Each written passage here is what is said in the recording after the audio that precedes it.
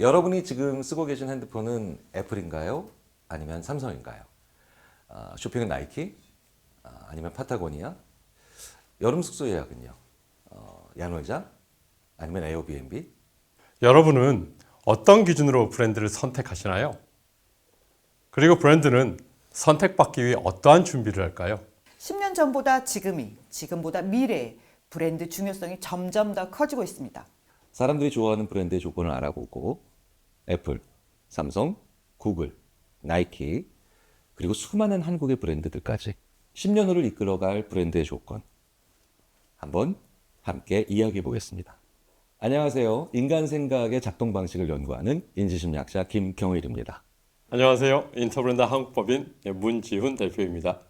안녕하세요. 기업 스토리텔러 고영경입니다. 요즘 제일 잘 나가는 브랜드라고 하면 어떤 게 떠오르세요?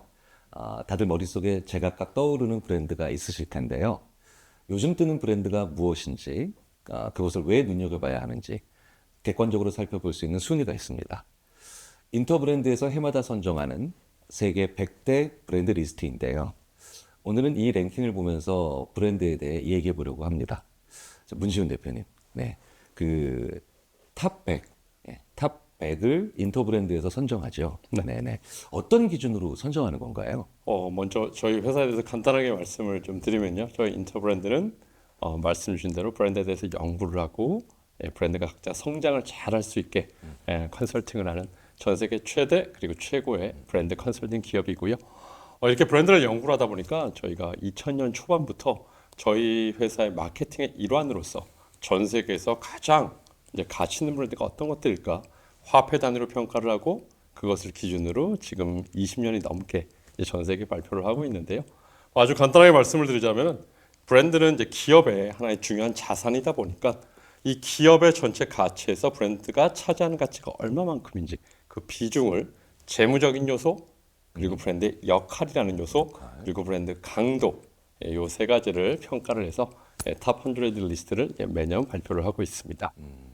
자, 그런데 이제 탑 100, 1위부터 살펴보면 이제 2023년 탑 10, 탑 10에 이제 1위 애플, 2위 뭐 마이크로소프트, 3위 아마존, 그리고 4위 구글, 5위 우리 삼성이 있네요. 네, 6위 토요타, 네.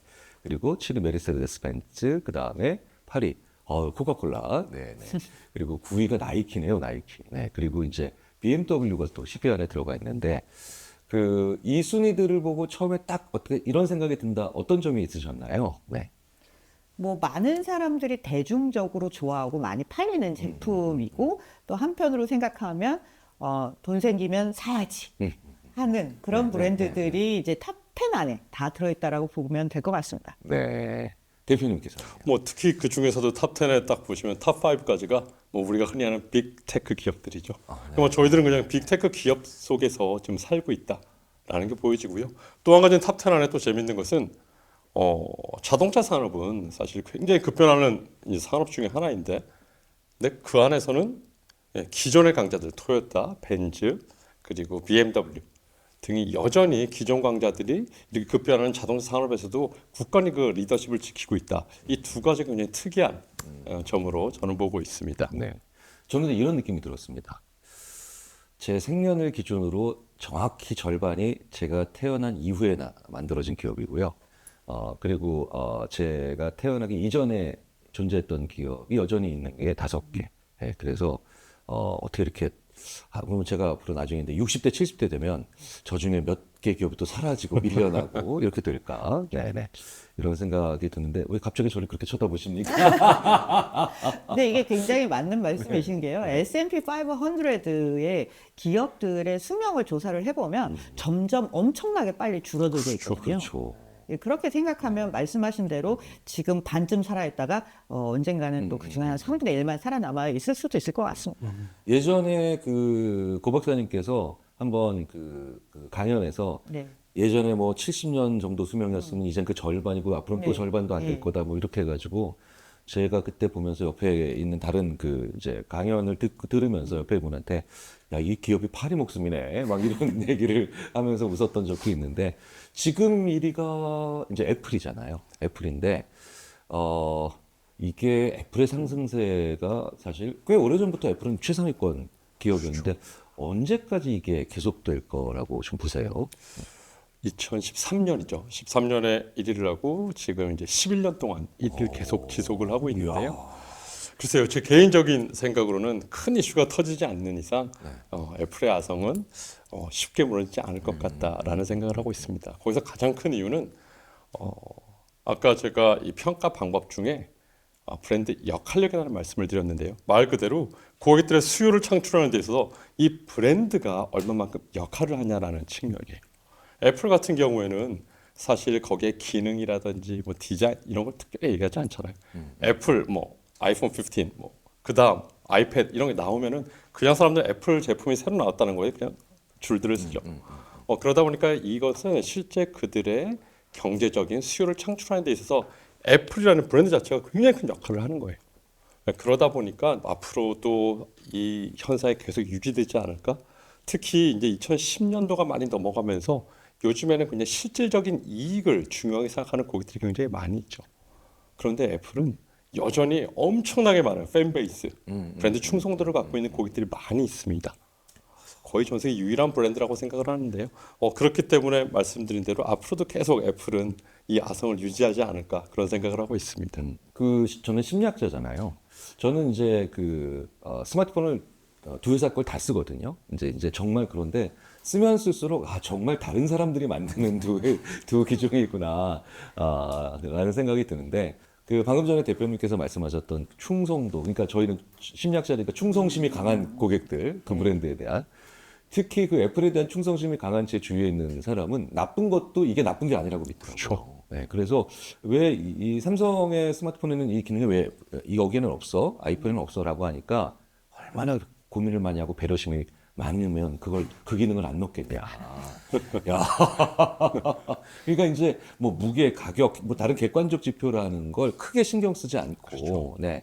그리고 한 번 만들어진 자기의 호감도 일종의 직관이잖아요. 그렇죠. 그 직관을 정말 뒤집지 않더라고요. 그래서 사실 혁신을 많이 만들어내는 기업 같지만 특히 또 애플 같은 경우는 안 하는 건 끝까지 안 하더라고요. 네. 그리고 계속 가져갈 거는 계속 가져가는 고집이 있고 또 계속 안 하는 건 또 계속 안 하는 그런 고집들이 또 하나의 스토리가 되는데 심리학에서는 그거를 왜 적정 기술이라고 보통 얘기를 많이 하거든요. 적정 기술이 왜 소니가 예전에 버튼이 막 수십 개씩 달렸던 그런 디바이스 만들면서 과잉 기술로 한번 무너졌다라는 얘기를 많이 하는데 확실히 이런 직관적으로 충성도가 높은 브랜드들을 보면 그게 전자제품부터 다른 많은 영역에 이르기까지 확실히 되는 건 되고 안 되는 건 안 되는 게 분명해서 오히려 우리의 직관적 판단을 도와주는데 더 유리한 측면들이 분명히 있는 것 같거든요. 보통 혁신이라고 하는 거 대표님께서 어떻게 생각하세요? 사실 일반적으로 저희들이 생각하는 혁신, 그럼 보통 일반적으로 그냥 기술에 대한 혁신들을 많이 생각을 하죠. 근데 이제 애플 같은 경우에는 사실 그들의 혁신이 조금 다르다라고 생각을 해요. 1984년도에 스티브 잡스가 애플 컴퓨터를 만들면서 우리 기업은 이제 우리 회사는 앞으로 우리가 지향해야 할 점은 혁신, 이노베이션이야. 거기 딱 포커스를 둔단 말이에요.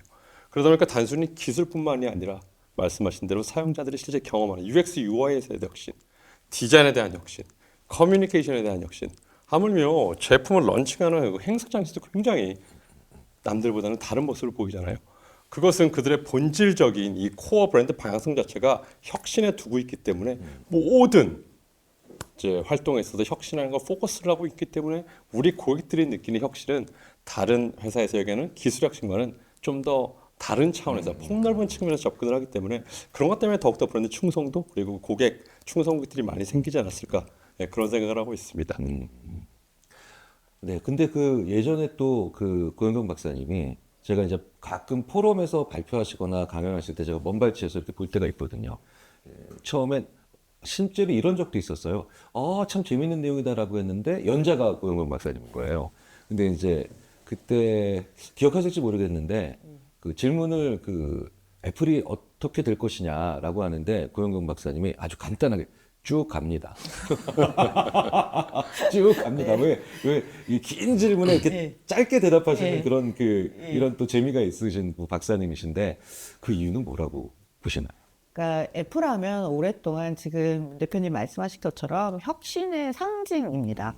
그런데 이 처음으로 스마트폰을 만들었잖아요. 그런데 그 이전에 전 세계에서 가장 많이 팔린 폰이 뭔지 아세요? 노키아예요. 노키아예요? 오. 그러니까 지금의 스마트폰이 아니라 그건 그냥 우리가 휴대폰이라고 부르죠. 그렇죠, 그렇죠. 네, 예, 근데 이들도 스마트폰의 시대가 온다는 걸 알고 있었어요. 근데 스마트폰의 시대가 뭔지 이해를 못했던 거죠. 알고는 있었는데 이해를 못했다. 예. 야, 이거 정말 좋은 표현이다. 그래서 뭘 우리가 잘못했는지를 끝까지 찾지 못했어요. 어.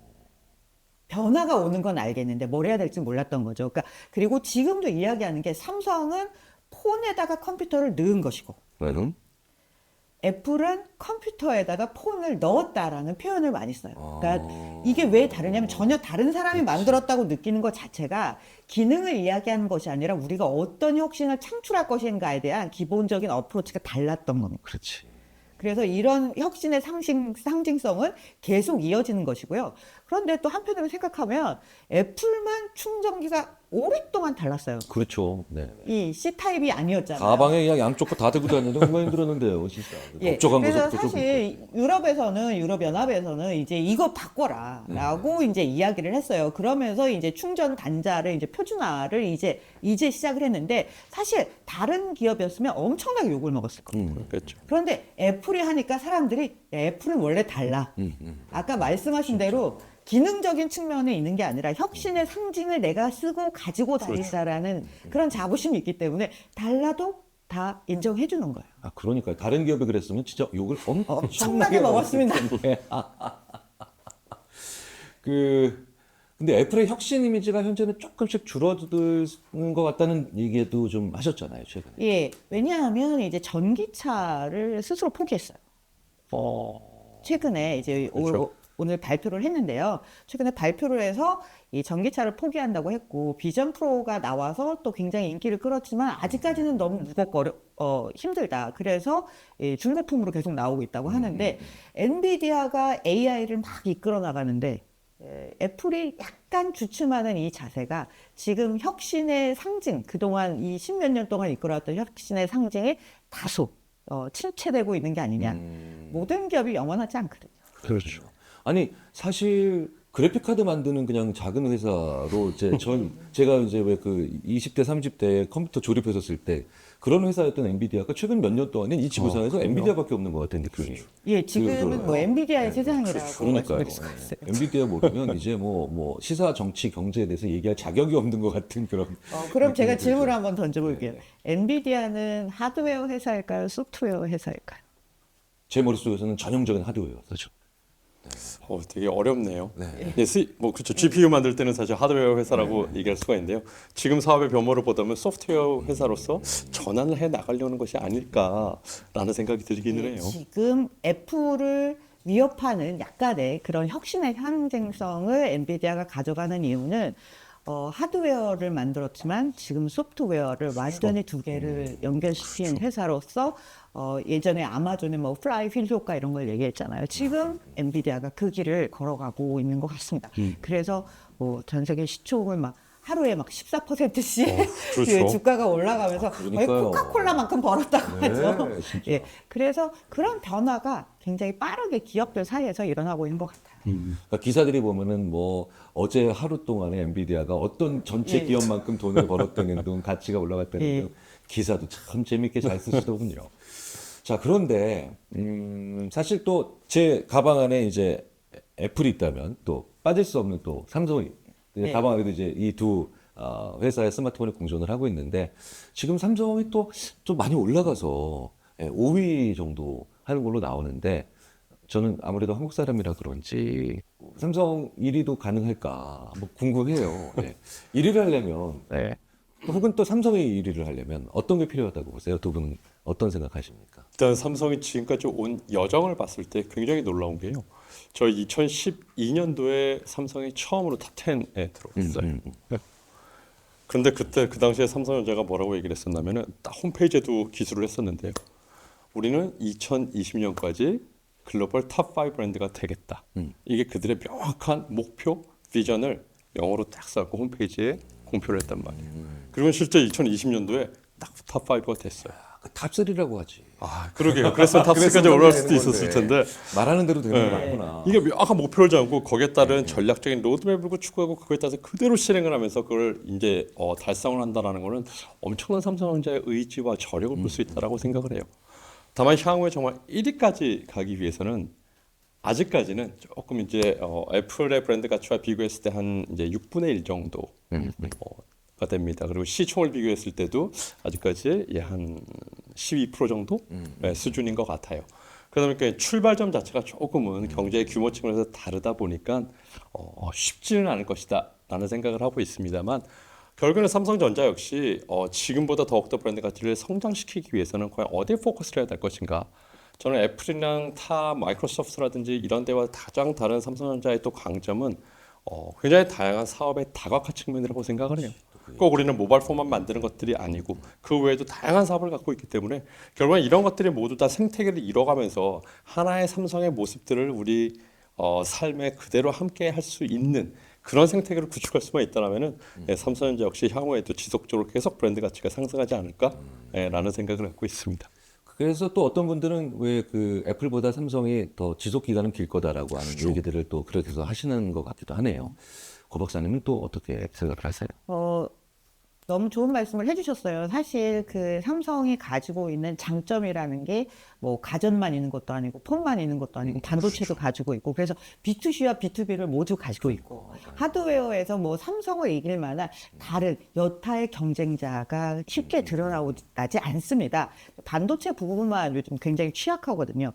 그래서 사실 반도체의 성과가 낮아지면 삼성 전체가 약간 침체되는 분위기가 좀 있어요. 이미 애플과의 격차를 어떻게 좁힐 거냐, 또 다른 반도체 부분에서 어떻게 나갈 거냐. 그래서 향후 한 1, 2년 사이가 굉장한 분기점이 될 거다라는 생각을 하고 있는데요.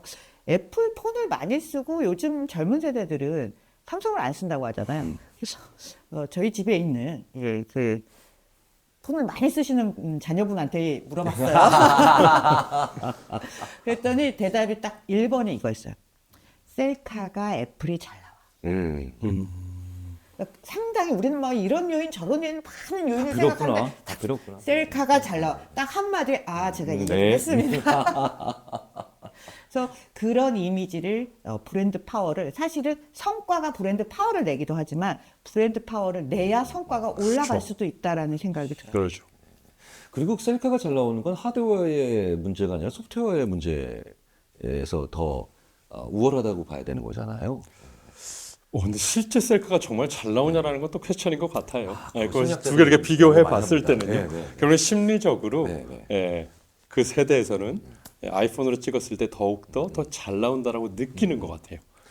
그 잘 나온다라고 느끼는 느낌이 예전에 어떤 심리학자가 더 익숙한 거라고 얘기하는, 그러니까 그 사진에 더 익숙하기 때문에 라고 얘기를 하는 경우도 있었는데, 자, 근데 이제 애플도 애플이지만요.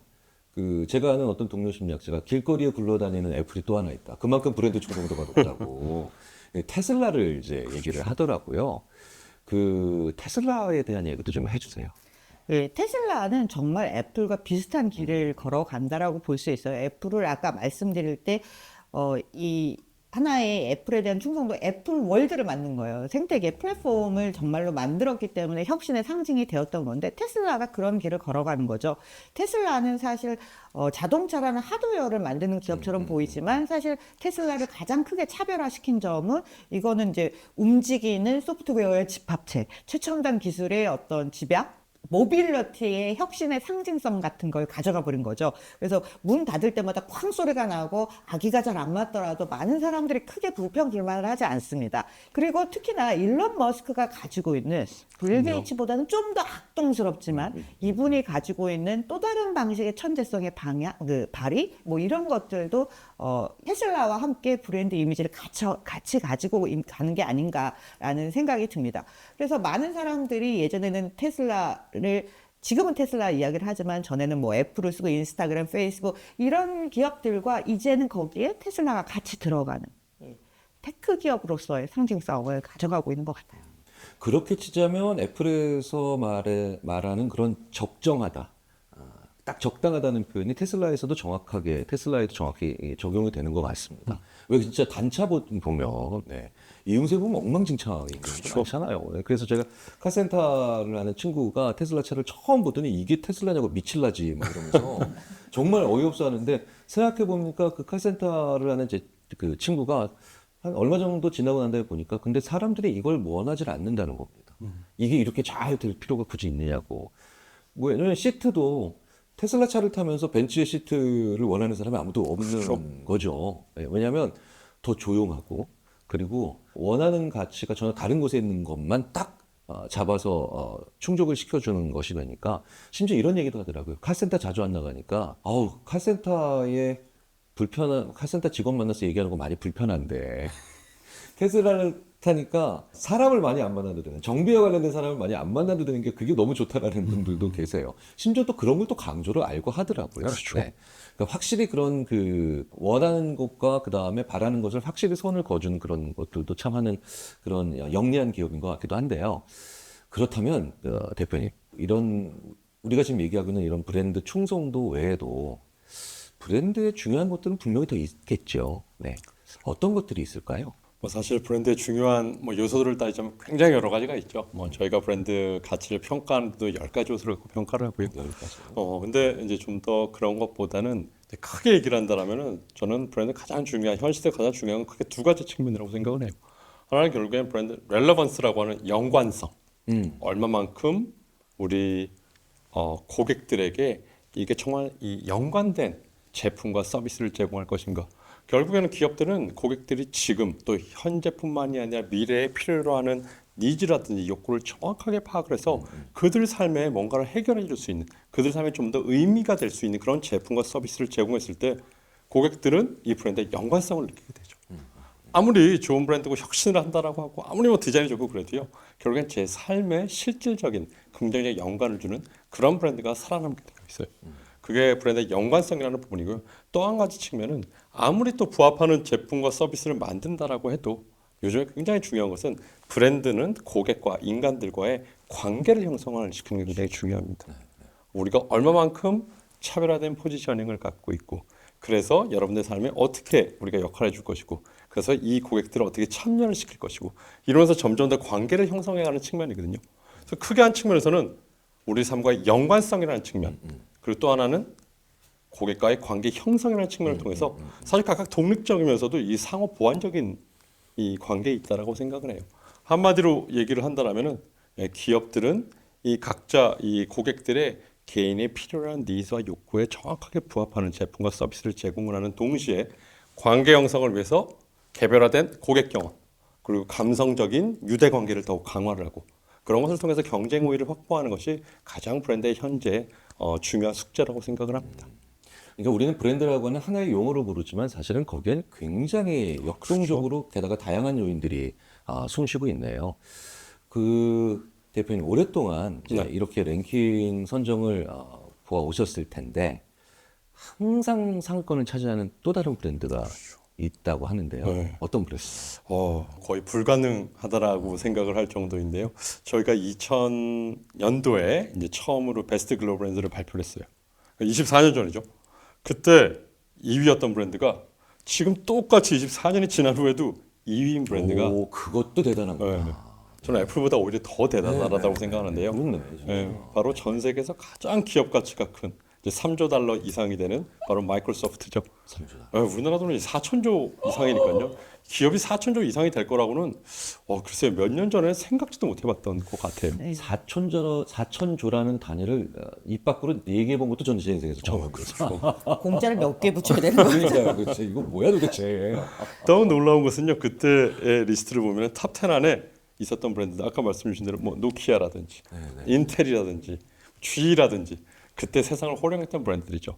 지금은 더 이상 사실 우리가 그렇게 아직까지 뭐 강력한 기업들이지만 유일하게 남아있는 또 하나의 브랜드는 코카콜라예요. 그렇네. 근데 이것도 코카콜라와 마이크로소프트 두 개이지만 실질적인 브랜드 가치를 비교해 보면은 23년 전에 코카콜라의 브랜드 가치와 지금은 코카콜라는 약 20% 정도가 오히려 줄었어요. 엄청나게 경제 규모가 커지고 인플레이션도 있고 이랬을 텐데 실제 브랜드 가치는 줄었고요. 마이크로소프트는 그때 대비해서 51%가 성장을 했어요. 50.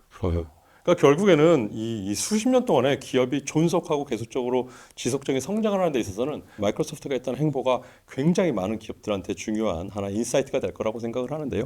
그 당시에는 그들의 아성은 정확하게 딱 윈도우에 포커스를 하고 있었죠. 그렇죠. 특히 저희 같은 40, 50대들은 그게 아주 그냥 각인되어 있는 그렇죠. 기업이죠. 근데 지금의 그들의 사업 포트폴리오를 보면은 가장 중요한 거는 그들 애저 플랫폼으로 대표되는 클라우드와 엔터프라이즈 사업이 가장 크죠. 여전히 그 생산 소프트웨어도 굉장히 크기는 해요. 그러면서 굉장히 코어의 핵심을 두고 그들의 코어 브랜드 전략은 바로 프로덕티비티, 생산성 증대라는 것이거든요. 그러니까 결국에는 기업들과 사람들의 생산성 증대를 위해서 다양한 그 코어를 중심에 두고 사업을 다각화했던 거예요. 그러다 보니까 지난 23년 동안 그들의 브랜드 가치는 몇 배가 성장을 하면서 그들의 기업 가치는 지금 전 세계에서 가장 큰 그런 기업이 돼서 저는 이런 기업이 앞으로도 과연 탄생할 수 있을까? 거의 불가능에 가까운 그런 기업이라고 생각을 합니다. 아니 저는 얼마 전에 대학생들이 이런 얘기하는 걸 보고 깜짝 놀랐어요. 마이크로소프트가 윈도우도 만들어. 근데 이 마이크로소프트의 기업 가치는 더 커질 것 같습니다. 요즘 AI를 그렇죠. 이제 탑재하고 이제 코파일럿 이런 것 때문에 그 마이크로소프트는 2위를 계속 유지하면서도 이제 혁신의 느낌이 좀 없어졌다. 약간 뭐 테슬라 이런 애들 확 뜨면서 없어졌다고 생각했는데 다시 치고 나가고 있는 그러니까. 거거든요. 그래서 아마 내년, 뭐 다음번 발표 때는 MS의 그 가치는 브랜드 가치는 더 높아질 것 같습니다. 그렇죠. 이게 그래서 왜 그 이쪽 분야 그 기자님들이 이런 얘기를 하시더라고요. 틈만 나면 MS 이제 끝났다. 이제 MS 지겹다. 이런 얘기 했는데 다음 같은 기자분이 다음에 MS는 여전히 MS다. 이렇게 얘기를 하는 걸 보면서 자, 그런데 지금 이 1위부터 5위까지가 사실 왜 애플, 마이크로소프트 그리고 이제 아마존, 구글, 삼성 전부 IT 관련 브랜드죠. 이게 뭐 사실 20세기에는 상상이 안 되던 그런 일들인데 마이크로소프트가 IT 관련 브랜드 중에서도 브랜드 가치 성장률이 굉장히 큰 편이라고 들었어요. 사실인가요? 사실 그런 테크 기업들은 지난 2020년 이후, 그러니까는 뭐 흔히 저희들에게는 팬데믹 시절이라고 하죠. 그때 동안에 또 테크놀로지들을 기술들을 활용한 여러 가지 사업 분야들이 발달을 하면서 오히려 빅테크 기업들은 그때 굉장히 많이 성장들을 했죠. 마이크로소프트가 지난 4년간의 저희 브랜드 가치 성장의 연평균 성장률을 보면 약 27%에 달해요.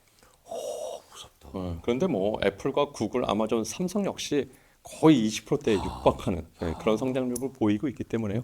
이 상승세가 앞으로도 분명히 계속 지속되지 않을까라는 생각을 갖고는 있습니다.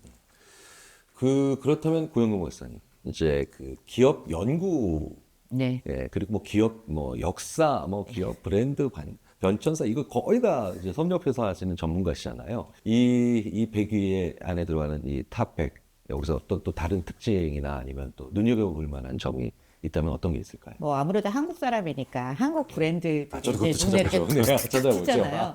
일단 삼성이 5위로 굉장히 높은 순위를 차지해서 뭔가 그 뿜뿜 예지감 뿜뿜인데 여기서 주목할 회사 중에 하나가 바로 현대의 순위가 굉장히 높다는 거예요. 32위를 기록을 했거든요. 32위군요. 예, 이게 이제 차근차근 올라왔던 건데 삼성은 이제 5년 전에도 6위에서 5위로 올랐어요. 이제 한 단계 올라가는 게 굉장히 힘들긴 하지만 거기서는 뭐 탑 10에서 이 현대 같은 경우는 5년 전에 이 36위에서 뭐 이렇게 해서 올라오는 기업이었거든요. 그래서 이런 상위권에 있긴 하지만 다른 중요한 그 우리가 주요 그 카 메이커 플레이어들에 비하면 역사가 짧아요. 현대는. 그렇죠. 사실 예. 불과 20, 30년 전까지만 해도 다른 외국 기업 모델 가져서 라이센스 생산하던 경우가 계속 있었잖아요. 예. 그래서 그런 기업들에 비하면 상당히 짧은 역사에서 이만큼의 브랜드를 키워온 것도 대단하고, 물론 아직까지 토요타하고 차이가 있긴 하지만, 그럼에도 불구하고 굉장히 많이 상승했다는 게 특징적인 거고, 과거에 비해서 일본 기업들이 많이 줄었다. 그리고 그 빈자리들을 이제 그 순위만큼은 아직 못 왔지만, 중국 기업들이 많이 올라왔어요. 예를 들면 뭐 샤오미, 화웨이 등 중국 브랜드 파워가 점점 세지고 있다. 물론 최근에 미중 갈등이나 뭐 국제 정세에서 중국 브랜드가 이 브랜드 가치를 계속 유지할 것인지에 대해서는 약간의 퀘스천 마크가 있긴 하지만 그럼에도 불구하고 글로벌 시장에서 사람들이 쳐다보는 중국 브랜드에 대한 이미지 이런 것들이 많이 달라지고는 있는 것 같다라는 게 특징적인 모습으로 보였습니다. 이 100위 안에 자동차 브랜드가 정말 많더라고요. 물론 자동차가 거의 모든 산업의 집약체라고 이제 하니까 어떻게 보면 당연한데 기아도 이제 88위라서 또 이제 제가 한국 기업은 당연히 제가 한국 사람이라 막 찾아보잖아요. 근데 사실 한동안 이런 말이 있었죠. 이게 인터넷에 많이 떠돌아다니던 얘기인데 K9이 정말 좋은 차인데 K9의 유일한 결점이 기아 마크다. 기아 로고만 빼면 완벽한 차다. 이런 얘기들을 정말 이게 좀 웃픈 이야기고 어떻게 보면 이제 좀 그런 얘기인데 그게 브랜드가 약할 때 기술이 얼마나 의미가 없는지를 보여주는 얘기가 아닌가 싶어서요. 그래서 근데 기아가 최근에 로고를 완전히 바꿨죠. 그렇죠. 예, 굉장히 이쁘게 바꿨어요, 사실. 근데 자동차 만드는 회사가 아니라 훨씬 글로벌하게 가겠다는 포부를 보여주는 거 아닐까요? 네, 어떻게 생각하세요? 그렇죠. 사실 이 자동차 제조업체였잖아요. 결국엔 그들이 향후에는 우리는 모빌리티 솔루션 기업으로 갈 거다라는 측면에서 모터스라는 것을 그냥 딱 지우고 기아만 얘기를 한 것이죠. 근데 이거는 꼭 비단 기아뿐만이 아니라 우리가 여태까지 가장 많이 얘기했던 애플 같은 경우도 아이폰을 출시하면서 애플 컴퓨터에서 애플만 남겼었죠. 스타벅스 커피 같은 경우도 이제 스타벅스만 되고 이런 경우들이 결국에는 향후에 이 기업이 어떠한 의지를 갖고 명확한 비전을 세우고 우리가 사업을 어떻게 다각화하겠다 이런 것들이 명확하게 됐을 때는 가장 효과적으로 볼 수 있는 방법이 사명을 바꾸고 저희는 CI라고 얘기하는 그 로고를 바꾸는 이런 것들을 통해서 사실 세상에 그들의 의지를 표명하는 경우들이 굉장히 많이 있습니다. 예전에 삼성도 지금의 삼성 로고로 바꾸는 과정이 또 있었는데 그것도 많이 회자가 되는데 이렇게 글로벌하게 가겠다는 포부를 밝혀준 그런 기업들이 또 다른 사례들이 있겠죠. 예, 일단 우리가 로고나 회사명을 만들 때 대표적으로 회자되는 회사가 있죠. 일본의 소니 이야기 가장 많이 합니다. 소니는 전 세계 어느 나라에 가서 무슨 발음을, 언어를 갖다 대비해도 소니라고 똑같이 읽힌다는 거예요. 그렇네. 그걸 샘성 이게 굉장히 아니구나. 중요시 여겼어요. 현대 이게 아니구나. 예, 현자이가 일단 안 되고 뭐 기아도 사실 발음 막 기아, 카이아 뭐 여러 가지 네. 나왔잖아요. 성경은 이제 성크경 돼가지고 이제 SK로 바꾼 거고 농협은 읽지를 못합니다. 외국 사람들은. 옛날에 대형 자전거 다이영 이래가지고 일찍 죽는구나 막 이래. 예, 그런데 소니가 가장 이름 만들 때 중요시했던 게 어디에서도 똑같은 발음으로 쉽게 불려야 된다. 소니 진짜 예. 그런 그리고 회사 이름이나 이런 걸 만드는 것도 굉장히 중요하지만 로고도 굉장히 중요한 거거든요. 로고가 얼마나 세련되는가. 왜 우리가 뭐 BMW라든가 벤츠를 보면 멀리서 봐도 매년 다른 차가 나와도 그냥 알아보거든요. 이 디자인의 어떤 일관성, 엠블럼 뭐 이런 것들도 보여지는데요. 예를 들면 우리 일상생활에서 흔히 쓰는 생필품 가장 많이 나오는 회사 중에 P&G라는 회사가 있습니다. 그렇죠, 있죠. 예, 프록터 앤 갬블 옛날에 양초 팔고 비누 팔던 회사입니다. 양초 비누. 네, 아주 설립 초창기에는 그랬어요. 그래서 이 양초 팔고 비누를 이제 실어가지고 뭐 기차라든가 배에 실어서 다른 도시로 막 보내고 있었는데 그 박스를 금방 찾아야 되잖아요. 그래서 거기 로고를 막 만들어 놨는데 옛날 그 로고에 보면 별 모양의 이렇게 수염 달린 그런 사람이 들어있는 로고였어요. 그런데 그 로고가 사탄의 표식이다. 이런 음모가 한번 돕니다. 사실은 그냥 만들어낸 음모론이에요. 어떤 사이비 종교 지도자가 그냥 자기 혼자 뭐 큰 교세가 큰 사람도 아니었어요. 근데 저 얘기를 한 번 했는데 사람들이 음모론에 한 번 빠지면요 헤어나올 수가 없죠. 맞아요. P&G 대표가 라디오에 나가서 일일이 다 설명도 했습니다. 그래도 안 없어지는 거예요. 그래서 저 로고는 없앴습니다. 그래서 P&G만 남겼어요. 그러니까 사실은 이름을 어떻게 짓고 로고를 어떻게 만드냐도 굉장히 중요한데 그 로고가 잘 살아남도록 유지하는 것도 사실은 회사 입장에서 굉장한 관리가 들어간다라는 그런 사례로 하나 남았습니다. 그렇죠. 그래서 가끔 상대방 브랜드의 로고나 이런 거를 음해하는 것으로 인해서 뭐 소송도 일어나고 있지 않나요? 네, 네. 그래서 또 그런 기사를 본 적이 좀 있는데 그런데 저는 또 이런 게 좀 눈에 띄더라고요. 이 100위 안에 이 탑백에서 럭셔리 브랜드가 상당히 많이 보여요. 지금 뭐 사실 저와는 큰 관련은 없는 기업인데 저랑 같이 사시는 여자분한테는 굉장히 큰 관련이 있는 브랜드들이죠. 뭐 루이비통, 샤넬, 에르메스, 구찌. 그러니까 저처럼 문외한도 지금 다 가르티에, 디올, 프라다, 티파니 앤 코, 뭐 버버리. 사실 저도 이름 다 들어봤습니다. 자, 이렇게 럭셔리 브랜드가 또 상승세라고 하는 기사를 자주 접하는데 이게 사실인가요? 그렇죠. 저희들이 이제 평가를 해오면서도 계속 이제 히스토리 트래킹을 하다 보니까 지난 한 5년, 조금 더 한 7년 정도를 봤을 때 럭셔리 브랜드의 상승이 굉장히 두드러집니다. 근데 그 이유를 저희들이 살펴봤을 때 크게 이제 두 가지 정도로 분석을 하고 있어요. 첫 번째는 뭐니 해도 뭐 중국, 인도, 브라질이라고 대표되는 이 신흥 시장에서의 소비력이 굉장히 커졌죠. 결국에는 잘 사는 나라들이 많아지다 보니까 럭셔리 브랜드에 대한 관심도 많아지고 수요가 커지는 거예요. 근데 그보다 더 중요한 거는 사실 이전에는 이제 주 고객층 자체가 이제 어느 정도 40대, 50대, 60대 어떻게 보면 이제 그 하이엔드 돈 많은 분들이셨죠. 그런데 지금은 그 전체 수요가 MZ 세대들에서도 굉장히 많이 일어나고 있습니다. 어떻게 보면 이전에는 주 고객층이 아니었는데 지금은 MZ 세대들이 주 고객층만큼 열망 고객이라고 기업들은 얘기를 하거든요. 그걸 갖고 싶어하는 고객. 근데 그 고객들이 이전보다는 소비 파워가 훨씬 더 높아지다 보니까 실질적으로 럭셔리 브랜드들의 제품 서비스들을 많이 구매를 하기 시작한 거예요. 그런 것들은 또한 이제 IT의 발전과 또 굉장히 연관성이 높은데요. 뭐 잘 아시다시피 뭐 인스타그램이나 또는 SNS들을 통해서 본인이 그런 것들을 구매했을 때 이제 뭐 여러 가지 이 방법들을 통해서 재밌게 공유를 하곤 하죠. 그런 거에 대한 니즈가 많아지면서 그런 것들이 럭셔리 브랜드의 수요와 연결이 돼서 MZ 세대, 열망 고객이라고 하는 그런 MZ 세대들한테 굉장히 수요 자체가 높아지면서 럭셔리 브랜드는 당연히 이 두 가지 요인에 따라서 경제적인 상승이 굉장히 커진 시대라고 볼 수가 있을 것 같습니다. 최근에 또 왜 그 더 젊은 세대로 갈수록 이 럭셔리 브랜드에 대한 관심이 많은 게 사실 굉장히 뚜렷하게 나타나는 추이잖아요. 그래서 제가 이걸 심리학자로서 어떻게 생각하느냐라는 그 질문을 누가 하시길래 제가 이렇게 답변 드렸어요. 다른 심리학자들한테도 의견을 많이 구해서 종합을 해서 말씀드렸는데 제가 가요계에 있는 분들한테 많이 지금 듣는 얘기가 뭐냐면 사실 가요의 최고의 주제는 사랑이잖아요. 네, 그렇죠. 사랑 빼고 가요가 가능합니까? 그렇죠. 예전에 들으셨던 가요 다 사랑이잖아요. 다 사랑 얘기. 다 사랑 얘기죠. 근데 요즘 가요계의 뚜렷한 특징 중에 하나가 사랑 노래가 적어졌대요. 그리고 가사들의 상당 부분이 자아 실현, 맞아요. 네, 자기 개념, 네, 뭐 이런 얘기로 많이 바뀌었대요. 실제로 저도 보니까 요즘 유행하는 그 가수들 보니까 이성에 대한 사랑을 갈구하거나 뭐 떠난 사랑에 대한 막 그 느낌 막 이런 게 별로 없어요. 네. 심지어는 그래서 90년대 제가 이제 90년대 2000년대 많이 들었던 가요가 아주 찌질함의 극치를 달리는 노래에 무슨 1위부터 50위까지 막 선정이 되기도 해서 막 제가 막 속상했는데 자기나 자아라든가 자기에 대한 것들을 중요하게 생각하는 그런 세대이기 때문에 나한테 맞고 나만을 위해 존재해야 되고 그 다음에 그러니까 다른 곳에는 없는 것들이 되게 중요한데 이거 사실 심리학뿐만 아니라 모든 산업에서 다종 소량 생산된 물건들이라고 하잖아요. 비싸든 안 비싸든. 근데 럭셔리 브랜드들은 그 자체로 또 이 다종 소량 생산될 수밖에 없는 물건들이니까 자기와의 연관성, 관련성이구나. 그러니까 그게 아까 말씀드린 대로. 네네. 그리고 또 이런 다종 소량 생산된 물건들은 또 얘기를 할 거리가 많아진다. 그렇죠. 얘기할 게.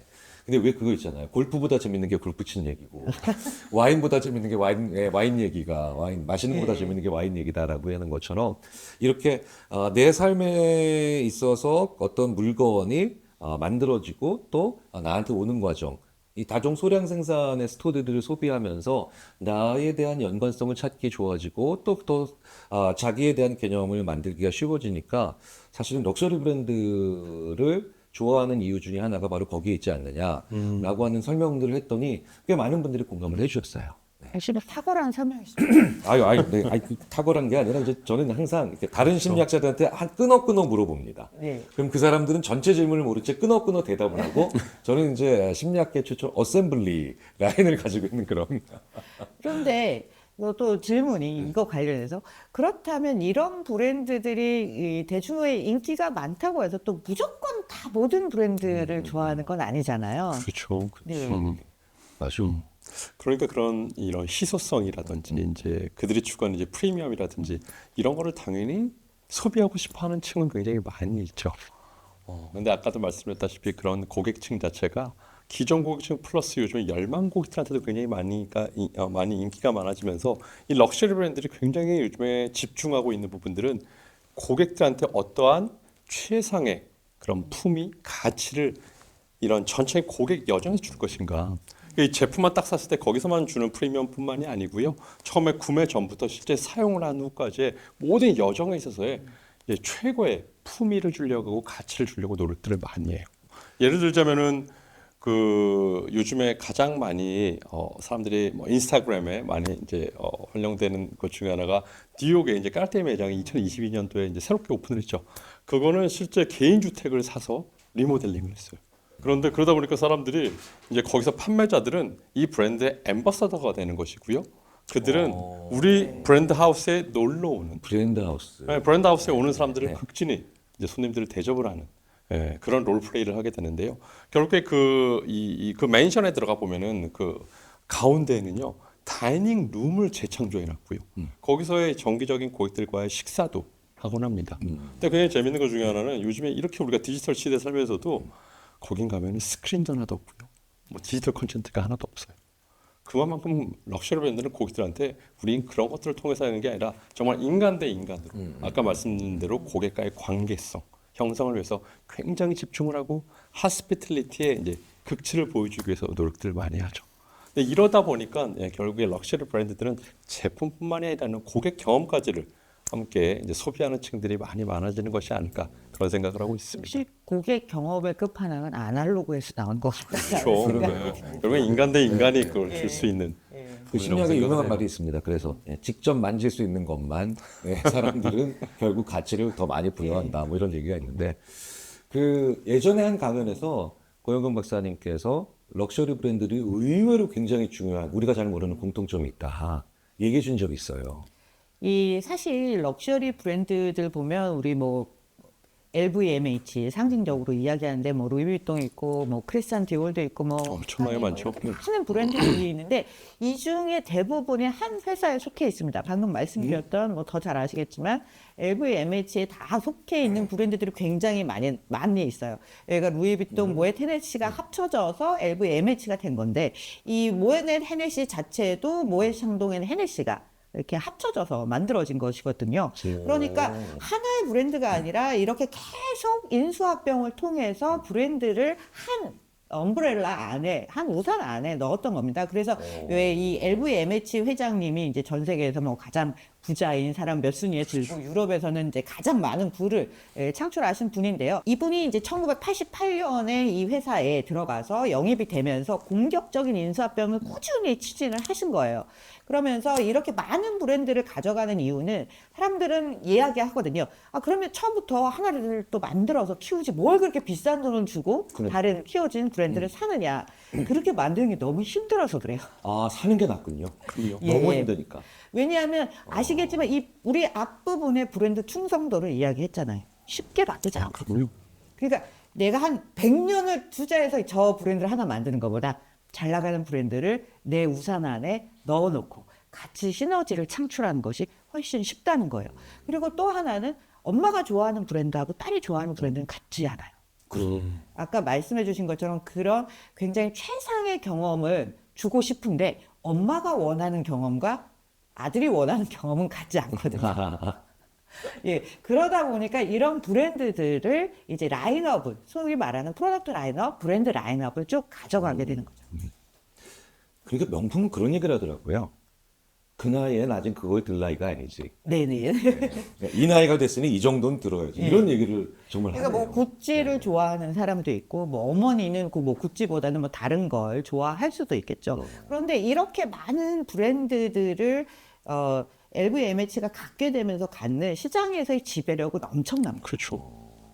예를 들면 뭐 매출 부분에서 뭐 시너지 부분 당연히 있을 텐데 예를 들면 우리나라 백화점들이나 면세점에서 얼마나 많은 명품 브랜드를 유치하려고 경쟁을 했어요.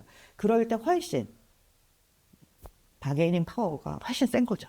원하는 대로 가져갈 수 있습니다. 안 그래도 우리 브랜드를 원하는 전 세계에서 고객들을 줄을 섰기 때문에 이런 점들이 영업이익률을 안 그래도 높은데 훨씬 더 높여주는 입지를 강화시켜주는 것이죠. 그래서 왜 뭐 백화점에도 보면 이런 명품 브랜드 1층에 놓고 입구도 따로 열어주잖아요. 근데 중소기업들은 그런 건 뭐 꿈도 꿀 수 없죠. 한국 네, 브랜드들도 네, 네. 꿈을 꿀 수 없는 일. 그렇죠. 그래서 사실 심리학적으로도 뭐 교수님 전문가이시지만 인식상에 있어서 이 럭셔리 브랜드들은 굉장히 어떤 부분을 갖고 과연 이 프리미엄 럭셔리라는 것을 전달해 줄까. 그 중에 하나 굉장히 중요한 거 하나가 바로 크래프트맨십이라고 하는 장인 정신이에요. 장인 정신. 장인 정신을 얘기를 하다 보니까 그들이 딱 하고 있는 코어 제품의 코어 기술을 갖고 계속 발전을 시켜온단 말이에요. 이건 정말 장인이 만든 것들이다. 근데 여기서 사업 다각화를 하기가 어려워서가 아니라 그런 걸로 했을 때 혹시라도 장인 정신에 대한 부분들이 희석이 될 수가 있어요. 그러다 보니까 웬만하면은 그들은 하나의 브랜드는 코어 제품에 굉장히 집중을 하고 사업 다각화를 하고 싶을 때는 말씀 주신 대로 다른 브랜드를 사죠.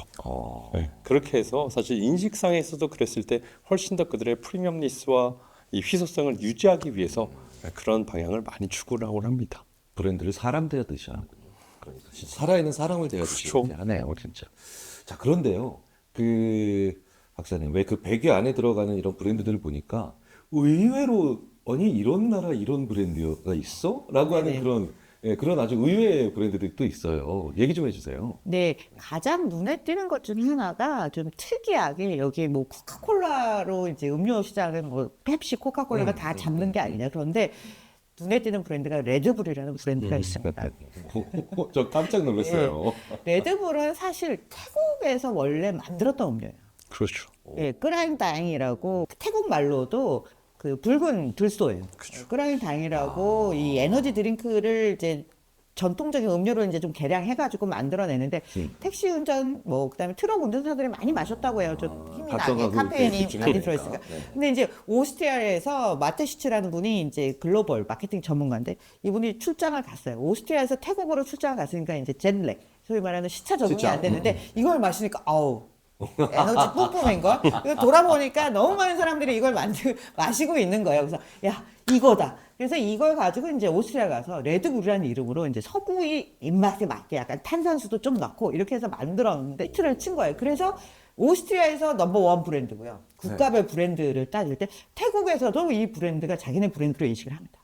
왜냐면 양쪽이 합작을 해서 만들었기 때문에 그렇게 만들었는데 이게 사실 처음부터 장사가 잘 되진 않았어요. 이 회사 되게 재밌는데 처음에 장사가 잘 안 됐어요.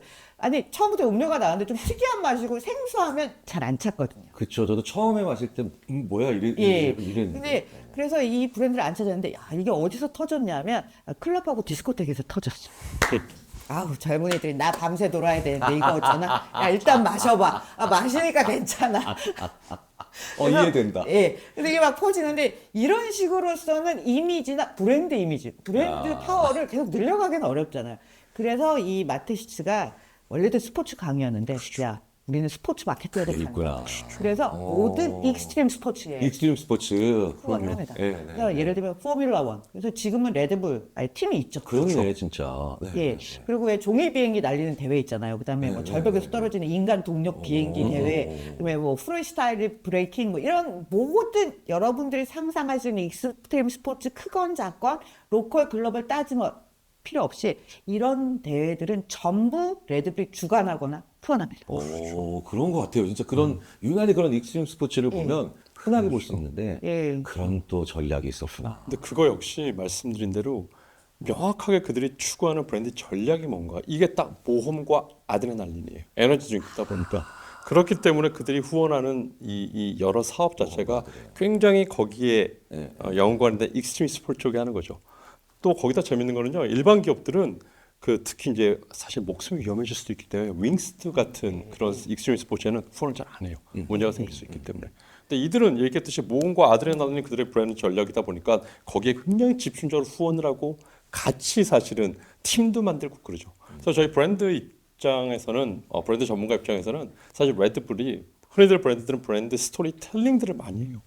우리 메시지가 어떻다, 우리 어떻게 처벌해야 되다 이게 아니라 이제 스토리 두잉이라고까지 얘기를 스토리 합니다. 도잉. 후원도 하고 팀도 만들고 실제 그거를 행하는 그런 걸 굉장히 많은 세대들이 또 특히 젊은 세대들이 열광을 하는 것이고요. 작년에 실제 레드불은요 121캔이 팔렸어요. 121억 캔이. 121억 캔. 예. 전 세계적으로 엄청난 숫자예요. 이거는. 저도 그 중에 한 3캔을 마셔. 그래서 이제 경영학자 입장에서 네. 말씀을 드리면 뭐 매출도 이렇게 쫙 올라가는 회사이고요. 근데 이 회사는 비상장 회사예요. 비상점에서. 비상장 회사예요. 그리고 49%를 오스트리아 그 마테시츠 집안이 가지고 있고 51%를 태국 집안이 가지고 있어요. 야 절묘하다. 네. 근데 경영은 오스트리아 오스트레일리아. 집안에서만 합니다. 그게 잘 맞아 떨어진 거고요. 전체 매출의 한 25%에서 많게는 30%까지 마케팅 비용을 써요. 무려. 네. 오. 그러니까 이게 보통 회사에서는 상상할 그쵸. 수 없는 정도의 금액이니까 저 많은 스포츠들을 이제 후원하고 직접 운영하고 레드불 TV라는 게 있더라고요. 그렇죠.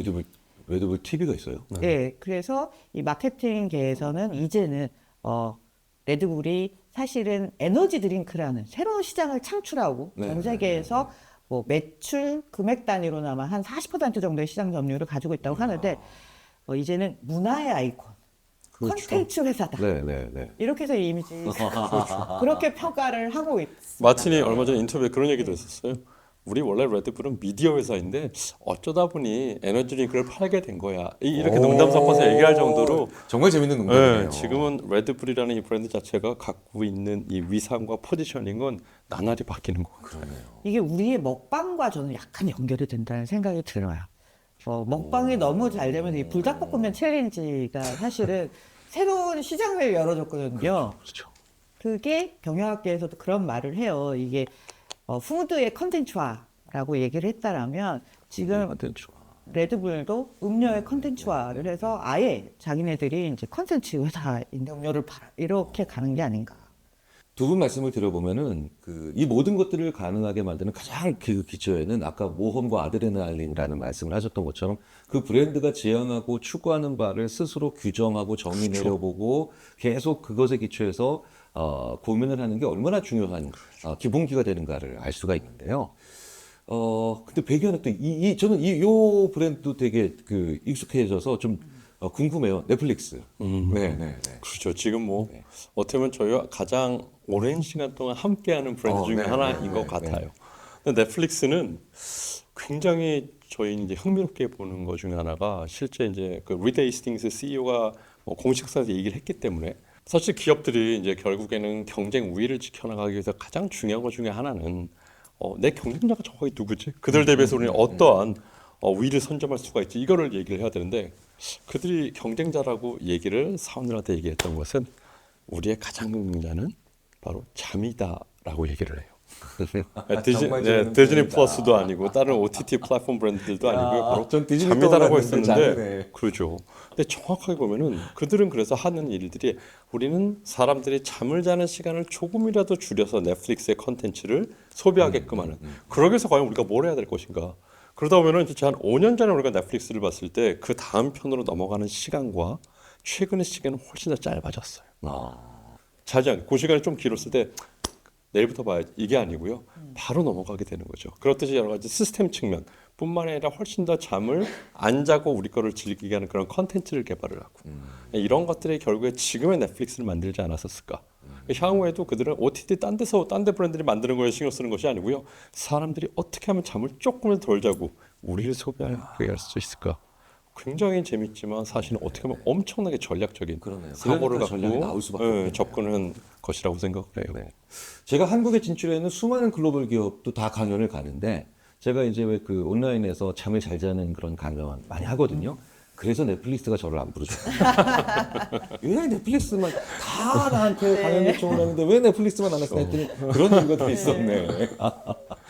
자, 이제 한국 브랜드 얘기를 좀 해보고 싶어요. 왜냐면 또 실제로 그 한국에서 해마다 베스트 코리아 브랜드 탑 50 어워드가 열린다고 하는데요. 규모가 꽤 클 것 같더라고요. 뭐 사실 이제 어떻게 바라보냐는 관점에 따라 다르지만 저희들은 뭐 일반 대중이 아니라 딱 기업에 종사하시는 뭐 사업 전략이라든지 뭐 마케팅, 영업, 뭐 브랜딩 관련된 분들만 초청을 하기 때문에요. 그랬는데 저희가 행사를 할 때 한 600명, 700명 정도가 오신다라는 걸 감안을 했을 때는 많이 오시네요. 예, 기업 중심 행사치고는 굉장히 큰 편이라고 말씀드릴 수가 있을 것 같습니다. 근데 궁금한 건 그러니까 이제 선정 기준이 제일 궁금하죠. 어떤 것들을 기준으로 보십니까? 결국에는 선정을 하는 먼저 평가하는 방식은 저희가 베스트 글로벌 브랜드를 평가할 때와 같습니다. 뭐 재무 성과부터 시작을 해서 과연 브랜드 역할력이 얼마만큼인가, 얼마만큼 브랜드 시장에서 강도를 갖고 있을까. 근데 이 선정의 스타팅 포인트를 저희는 국내 매출 200대 기업을 스타팅 포인트로 시작을 해서요. 이 기업들이 과연 어느 정도의 말씀드린 대로 경제적인 성과를 이루었을까, 거기에 따라서 이 브랜드적으로 또 성과를 얼마만큼 이뤘을까, 시장에서 어떤 포지션을 갖고 있을까, 이런 것들을 종합적으로 평가해서 리스트를 발표를 하고 있고요. 다만 매출 200대 플러스 저희가 몇 년 전부터는 어떻게 보면은 최근 몇 년 동안에 스타트업으로 시작해서 지금 뭐 거대한 공룡이 된 기업들도 많이죠. 쿠팡이라든지 뭐 배달의 민족이라든지 이런 기업들도 저희가 매출 200대 안에는 들지 않지만 그들의 브랜드력은 엄청나기 때문에 그런 브랜드들 함께 분석을 해서 저희가 최종 국내 최고의 이제 50대 브랜드를 선정을 하고 있습니다. 요 50대 브랜드를 보면서 요것만큼은 놓치지 않고 좀 생각을 해볼 필요가 있다. 어떤 게 있을까요? 보면은 사실 저희의 이 50대 이 랭킹을 보다 보면은 사회적 현상이 잘 보여지는 것 같아요. 그리고 그래요. 진짜 보니까 뭔가 이 안에서 그냥 순위 50개가 있는 게 아니라 스토리가 그냥 자연스럽게 저한테 전달되는 것 같아요. 뭐 어떻게 보면은 최근 뭐 작년 같은 경우에는 당연히 고물가 그런 것 때문에 이제 소비가 굉장히 위축된 시기였잖아요. 근데 거기서 오히려 선전하는 브랜드들은 뭐 BJF 리테일, 그러니까 CU로 대표되는 이런 편의점 브랜드가 있어요. 편의점 브랜드는 굉장히 소비가 위축된 상황에서도 불구하고 기본적으로 객단가 자체가 낮죠. 그리고 시공간의 접근성이 굉장히 높아요. 그리고 이제는 편의점 내에서 그들만의 PB 브랜드, 이제 전문 브랜드들, 결국엔 그 브랜드들도 전체 가격이 낮죠. 이러다 보니까 이런 사회적인 현상, 소비 위축과 맞물려서 오히려 이런 데 선전하는 브랜드들, 특히 편의점 브랜드들 같은 경우가 굉장히 많이 성장하는 것을 볼 수가 있고요. 또 한편에서는 MZ 세대들의 요즘의 소비 패턴 이런 것도 하나의 사회 현상으로 볼 수가 있는데요. 더현대 서울 같은 경우 어떻게 보면은 이 쇼핑으로 대표되는 백화점의 전체적인 이 사업 모델을 패러다임 자체를 바꿨다라고 말씀드릴 수가 있을 것 같아요. 사실은 더현대 서울을 갔을 때 실질적으로 거기에 자주 방문하는 세대들이 거기서 원하는 게 뭘까? 결국엔 거기서는 그들의 공간에 대한 가치를 경험을 하고 그것을 소비를 하고 거기서 제공하는 여러 가지 컨텐츠를 소비를 해요. 그렇기 때문에 저희 세대랑 굉장히 다른 부분이죠. 그래서 이런 여러 가지 사회 현상들을 어떻게 보면 우리 이 베스트 탑 50 기업들의 이 랭킹을 보면은 금방 읽을 수 있다라는 것, 그런 것들도 굉장히 중요한 인사이트로 생각을 하고 있습니다. 저는 아무래도 심리학자다 보니까 뭐 이제 카카오, 네이버, 뭐 배달의 민족, 뭐 야노자, 하이브처 이런 기업들을 보면 어떤 식으로 분류가 되냐면 창업주가 살아계시구나. 그러니까 이제 1세 기업인 거예요. 그렇죠. 1세 기업. 왜냐면 저희 심리학자들이 많은 일 중에 하나가 또 가업을 승계한다고 하잖아요. 근데 이제 2세, 3세 분들의 또 경험의 고충을 옆에서 많이 이제 도와드리다 보니까 익숙한 기업들은 이제 왜 60년대, 뭐 60, 70년대 등장해서 이제 물려주시고 물려받은 그런 기업들의 브랜드들이고 1세 기업들은 물려받지 않고 이제 자기가 직접 만들었는데 실제로 1세 요즘은 또 자기 자녀나 가족에게 승계하지 않고 다른 그냥 기업인들에게 또 이렇게 전달하고 가는 그런 경우도 많잖아요. 특히 그런 브랜드들이 IT 쪽에 많이 쏠려 있는데 제가 지금 뭐 맞게 보고 있는 건가요? 네, 그런 예, 느낌이. 그렇습니다. 네. 그 사실 전통적으로 패밀리 이 오너십이라고 하고 뭐 요즘 가버넌스 이슈가 많이 되는데 이게 세대를 거쳐서 가면서 계속 혁신적이고 지속적인 성장을 유지하는 건 너무나 어려운 일이에요. 고통스러운 일이겠죠, 정말. 그리고 특히나 테크 분야 같은 경우는 기술의 전환의 속도가 너무 빨라졌습니다. 아까 기업의 수명이 짧아지는 것만큼 기술의 전환의 속도는 더 빨라졌기 때문에 이건 뭐 대를 이어서 경영을 잘하리라는 보장은 정말 없거든요.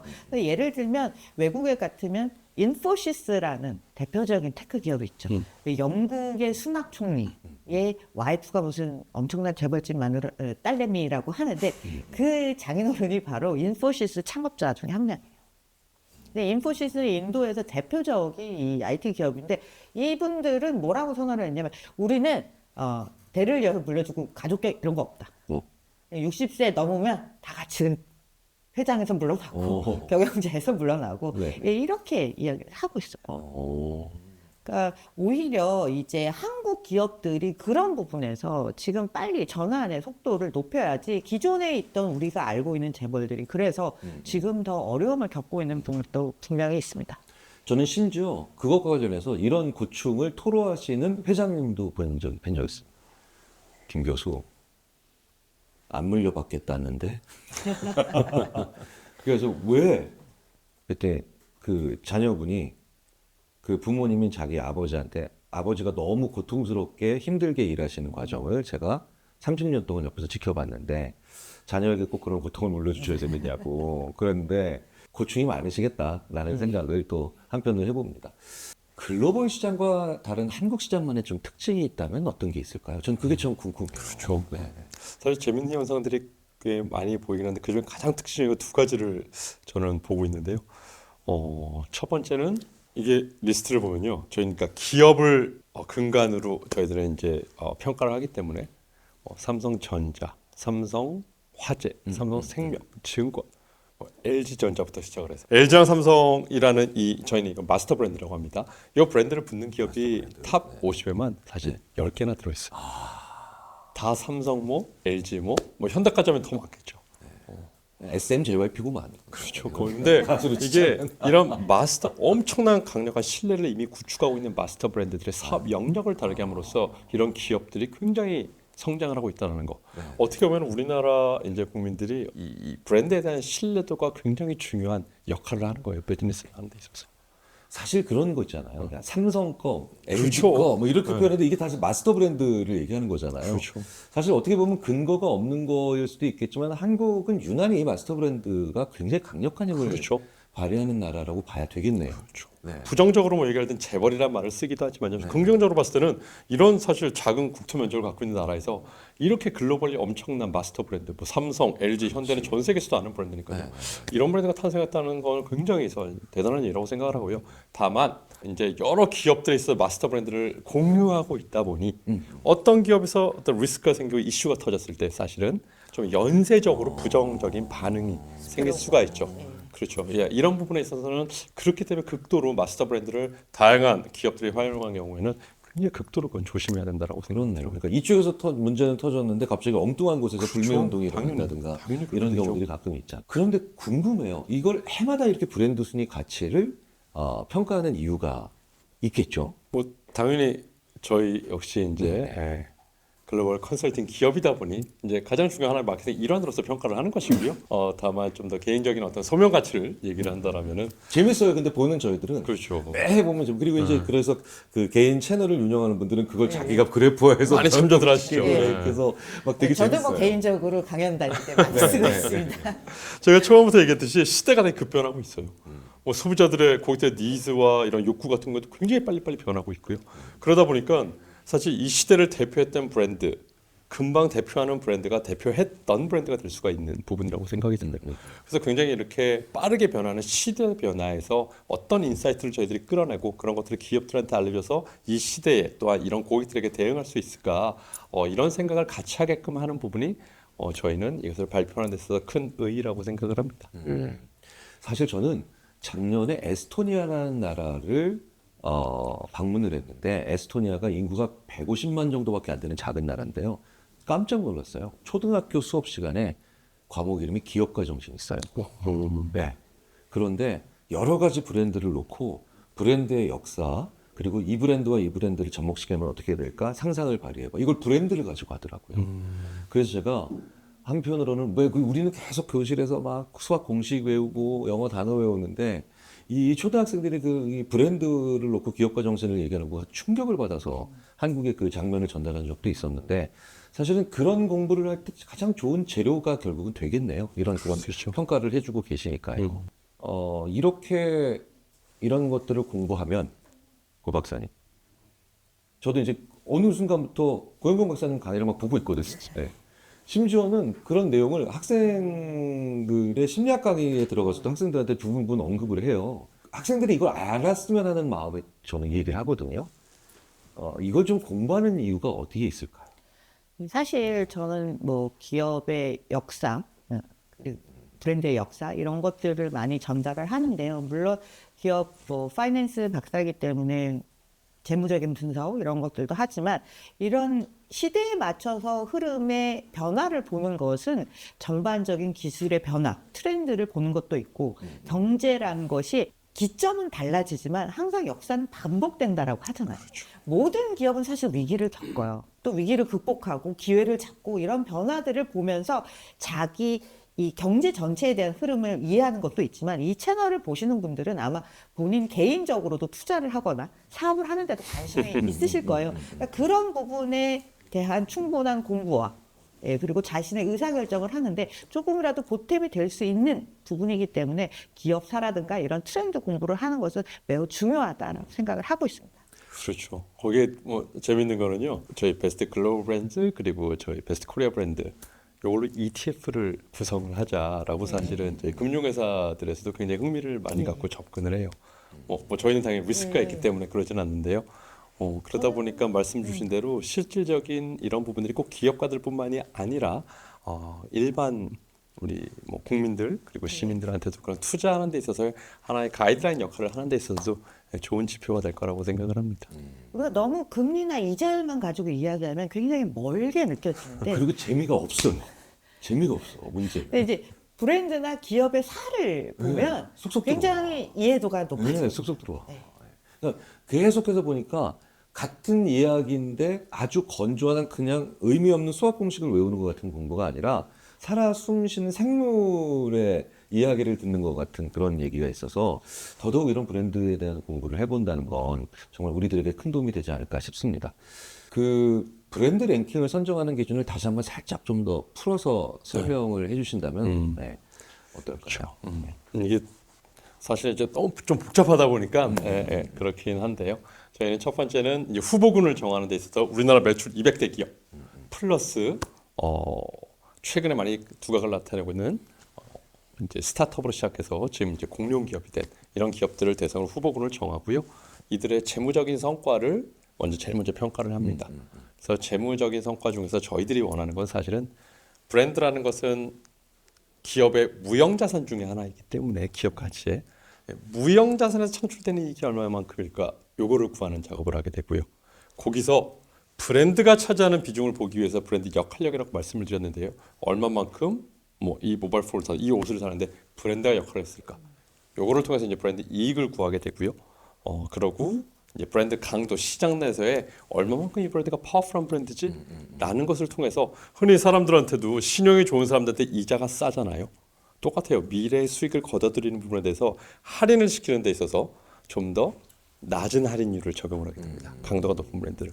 요 기준들을 갖고 평가를 해서 저희가 탑 50의 랭킹을 딱 만들어낸다. 이렇게 보시면 좋을 것 같습니다. 무형자산 얘기를 해주셨는데 요즘 기업 가치를 평가할 때 가장 중요한 게 무형자산. 그렇죠. 무형자산은 브랜드 가치를 이렇게 랭킹으로 매겨주시니까 조금 나은데 그 무형자산 안에는 이제 기술 특허권, 뭐 영업권, 뭐 굉장히 엄청 다양한 많죠. 부분들이 있는데 이걸 어떻게 평가할 것인가, 숫자화를 시킬 것인가. 그러니까 그게 이게 이제 경영학계에서의 큰 화두인데요. 결국은 지금은 유형자산만 중요한 게 아니라 무형자산을 어떻게 잘 평가해서 기업 가치에 녹여주는가, 또 사람들이 그것을 얼마나 쉽게 받아들일 수 있는가. 그 기준을 매겼을 때 사람들이 이해할 만은 해야 되잖아요. 예, 그런 것들을 만들어 나가는 게 굉장히 중요한 화두이기 때문에 당연히 이 브랜드 순위를 가지고 ETF를 만들어 보고 싶은 그 자산 운용사의 입장을 저는 충분히 이해가 됩니다. 저는 예전에 그리고 과거에 좀 경험이 적었을 때 기업에서 강연을 하면 가끔 이런 것들을 고쳐주시는 분들이 계셨어요. 교수님, 방금 전에 말씀하신 건 브랜드가 아니라 기업명이에요. 반대로 또 기업명이 아니라 브랜드를 언급하신 겁니다. 그래서 제가 지금 되돌아보면 약간 뜨끔하기도 하고 약간 낯이 뜨거운 경우도 있었는데 이게 의외로 이 두 가지를 그런데 혼동하는 분들이 많이 계세요. 좀 정리 좀 해주세요. 두 개의 차이를 브랜드와 기업. 근데 사실 이거는 혼동하는 게 되게 자연스럽다라고 생각을 해요. 왜냐하면 그냥 기업이 있고요. 기업 내에 여러 브랜드들이 있죠. 그런데 대표되는 건 기업 브랜드이고요. 삼성 이건 기업 브랜드, 애플 기업 브랜드예요. 그 산하에 있는 제품을 대표하는 뭐 아이폰이라는 브랜드가 있고 갤럭시라는 브랜드가 있듯이 그냥 기업은 하나의 기업의 전체 이 코퍼레이트 엔터프라이즈를 얘기를 하는 것이고요. 거기서 운영하는 다양한 사업을 대표하는 브랜드. 그러니까 그것을 대표하는 것들을 갖고 브랜드화를 시켜서 실제 사업을 하게 되죠. 그러다 보니까 두 개는 분명히 같은 부분들도 있고요. 또 다른 부분들도 있어요. 결국에는 말씀드린 대로 기업이라는 것은 큰 줄기 안에서 기업 가치 안에서 그 안에 각각의 브랜드들의 가치가 또한 있는 것이고요. 하지만 되게 중요한 것은 이 두 개의 연관성이 많다라고 말씀드리는 이유는 이제는 기업에서 가장 중요한 자산 자체가 브랜드예요. 애플에서도 애플이라는 이노베이션을 근거해서 모든 사업을 펼쳤듯이 사업의 굉장히 정체성이 되는 것이고 구심점 역할을 하는 것이고 이 브랜드를 통해서 경제적인 이익을 창출하기 때문에 두 가지는 절대 떼어낼 수도 없고요. 브랜드가 이 기업을 운영하는 데 있어서 가장 중심적인 구심점 역할을 한다라고 말씀드리는 게 가장 적합할 것 같습니다. 이제 구분이 완벽히 이해됐습니다. 예를 들면 저런 걸 것 같아요. 현대 자동차에서 나오는 것 중에 제네시스를 보면 제네시스에는 현대라는 로고가 붙어 있지 않습니다. 그렇죠. 그거 안 붙어 있네요. 예, 그래서 현대는 회사가 되고 제네시스는 브랜드. 브랜드가 되고. 현대라는 회사고 제네시스 브랜드죠. 그렇죠. 심지어는 그래서 그 기업의 이미지를 집어넣지 않는 경우도 있다는 거예요. 예, 브랜드가 그렇죠. 중요하면. 네.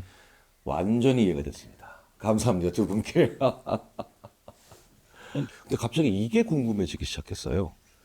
그럼 기업은 원래부터 늘 존재했던 건데 기업이 따로 특별히 자기들만의 브랜드를 만들기 시작한 그런 이게 언제부터인지. 사실 브랜드라는 거는 이제 가장 많이 알려진 유래를 봤을 때 추측컨대 사실 이건 뭐 딱 정설이라고 얘기하기는 어려워요. 노르웨이 고어의 이제 BRANDR이라고 하는 이제 뭘 태운다 여기서 시작됐다라고들 하는 게 가장 정설이라고들 합니다. 결국에는 가축의 소유주들이 자기 가축을 표시하기 위해서 낙인을 찍는 낙인 찍는 거. 예, 거기서부터 이제 브랜드가 시작됐다라고 하는데요. 결국에는 기업에서는 그런 똑같은 이치라고 생각을 해요. 이게 우리 거야. 그리고 어떻게 달라? 결국에는 이제 정체성이라고 얘기를 하죠. 정체성. 브랜드가 정체성, 내 아이덴티티가 뭐다라는 것을 알리기 시작한 게 아마 처음이지 않을까 싶습니다. 그래서 저희 인터브랜드에서는 그런 것들을 많이 연구를 하는데요. 그러면서 이제 브랜드에 대한 시대들이 조금 더 이제 바뀌어오고 있는 것들을 좀 더 볼 수가 있다라고 생각이 들어요. 처음에 이제 아이덴티티 시대로 시작을 해서 브랜드의 역할이 규정이 됐다라면은 그 다음부터는 이 브랜드를 통해서 이게 돈을 버는 수단이 되는 거예요. 경제적으로 이익을 창출하는. 그러다 보니까 그 다음에는 Age of Value라고 해서 이 브랜드의 가치의 시대라고 얘기를 하게 됩니다. 그래서 비즈니스적으로 이 브랜드를 많이 활용들을 하게 되는 거죠. 근데 그러면서 되게 재밌는 건 21세기에 넘어오면서 우리가 뭐 지난 시간에 많이 얘기했던 애플이라는 브랜드가 완전히 패러다임을 또 다르게 바꿔놔요.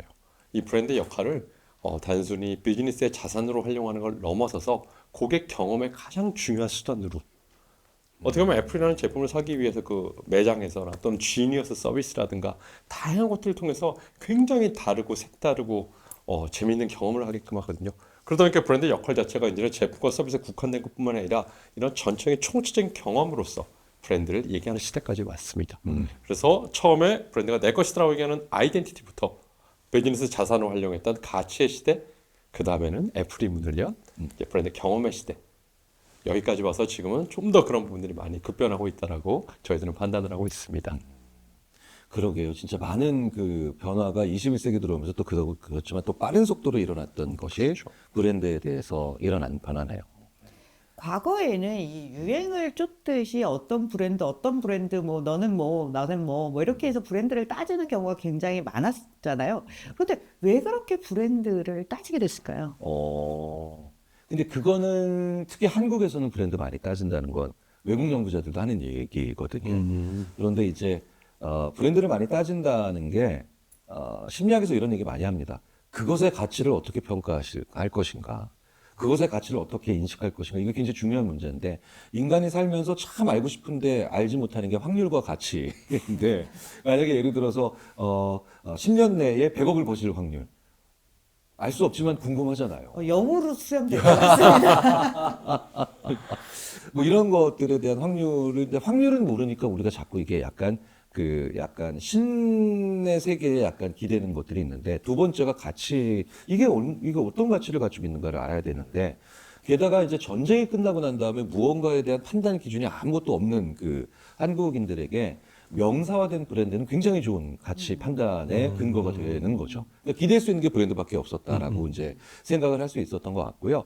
게다가 브랜드라고 하는 특히 이제 대부분 명사화된 브랜드들이 한국처럼 그 이미지나 아니면 맥락을 중요하게 생각하는 경우는 더 중요하게 작동할 수밖에 없죠. 왜냐하면 이제 한국이 다른 나라보다 타겟 중심적이기보다는 맥락 위주의 사고를 많이 한다라는 게 이제 대부분 심리학 연구인데 그러니까 그 맥락을 제공하는데 오히려 그게 광고가 되는. 그래서 왜 외국 광고들은 굉장히 이 기능이 어떻고 어떤 특징을 가지고 이런 걸 굉장히 그 열과지대하는 광고들이 근데 우리나라는 거의 없죠. 외국에는 많은데 자동차 광고 보면은 그 외국 심리학자들이 정말 그 얘기 많이 합니다. 어떻게 이런 광고를 만드는데 그게 최고의 광고냐. 그래가지고 뭔데 이랬더니 요즘 어떻게 지내느냐는 친구의 말에 질문에 그랜저로 대답했다고. 예. 그랬더니 네덜란드 친구가 이거 영어로 번역하면 How are you? 그랜저? 이런 그 브랜드 파워나 브랜드에 관련된 생각이 훨씬 더 좀 다른 문화에 비해서는 좀 더 강력하게 또 작용을 하는 게 아닌가. 그래서 우리 아파트도 한국에서는 내가 무슨 삼성이 지은 무슨 아파트, 근데 이 아파트 이름에 대한 것도 사실 브랜드 효과를 누리고 그걸 굉장히 강조하는 게 아닌가. 그 그랜저로 대답하세요랑 비슷하게 나 무슨 어디에 살아 뭐 이런 것들이 그렇게 광고로 나오는 것 그렇죠. 같습니다. 전 세계에서 우리나라에서만 볼 수 네, 있는. 네, 네. 그러니까 동네나 주소 경우죠. 이름을 얘기하지 않고 브랜드 이름을 얘기하는 그런 사회라 굉장히 뭐 좋고 나쁘고의 차원을 떠나서 하여튼 한국 사회나 한국인들을 얘기하는 중요한 특징으로 얘기를 하나의 하는데 특수성. 그렇죠. 네, 되게 많은 분들이 외국 연구자들이 또 흥미를 가지고 이제 또 지켜보는 것 측면 중에 하나인데요. 그런데 이게 이제 말씀하신 내용들을 종합해 보면 이 브랜드의 패러다임이 과거와 현재에 굉장히 큰 변화가 있었다는 건 분명한 거잖아요. 그럼 요즘의 브랜드에서 정말 중요한 건 무엇이다? 한번 좀 얘기를 부탁드릴게요. 사실 아까 말씀드렸던 대로 이 브랜드의 역할에 따른 시대가 있어요. 아이덴티티로 시작해서 가치의 시대 그리고 애플이 바꿔놨다라고 하는 경험의 시대. 근데 지금에서 가장 중요한 부분은 이게 또 변하고 있는데요. 그때는 애플이라는 하나의 브랜드가 그걸 주도를 했다면은 지금은 그 대상이 기업과 브랜드가 아니고 고객들, 소비자들이 실제 이거는 끌어가는 시대인데요. 그게 뭔가 하면은 저희는 Age of Me라고 해서 바로 나의 시대라고 얘기를 합니다. 나의 시대. 네. 어떻게 보면 지금 세대는 미 제너레이션이라고 하죠. 그러다 보니까 이 각자의 개성에 맞춰서 그들이 생각으로 하는 필요로 하는 니즈라든지 욕구 같은 부분들이 정말 다양해지고 있어요. 빨리 변하고도 있지만. 그래서 이전만 해도 한 십수년 전만 해도 기업들에서 제일 많이 하는 거, 뭐 STP 그렇게 얘기들 많이 했죠. 세그멘트, 그러니까 시장을 세분화하고 여기 고객들을 타겟을 규정을 하고 이들이 생각하고 있는 프로파일링을 통해서 그들이 찾은 니즈 이렇게 갔었는데 지금 별 소용이 없어졌어요. 어떻게 보면 이렇게 사람들을 하나의 카테고리로 묶기가 되게 어려운 세상이 돼가고 있어요. 그래서 속된 말로는 85억 명의 다양한 니즈들을 맞추기 위해서 기업들은 노력을 해야 된다. 이런 얘기들을 하고 있거든요. 사실 불가능한 얘기죠. 사실 다양성이라는 게 굉장히 중요한 화두로 등장을 했잖아요. 그래서 기업들도 이런 다양성의 이슈를 또 트렌드를 쫓아가지 못하면 기업 이미지도 나락으로 가고 기업 매출도 굉장히 어려워지는 평판 자체가 나빠지는 경우가 굉장히 많은데요. 이 모든 전 세계 어린이들이 많이 사는 그 인형, 바비 인형. 바비 인형 같은 경우에도 예전에는 굉장히 전형적인 모습의 인형이었어요. 네. 그런데 요즘은 그렇게 만들지 않거든요.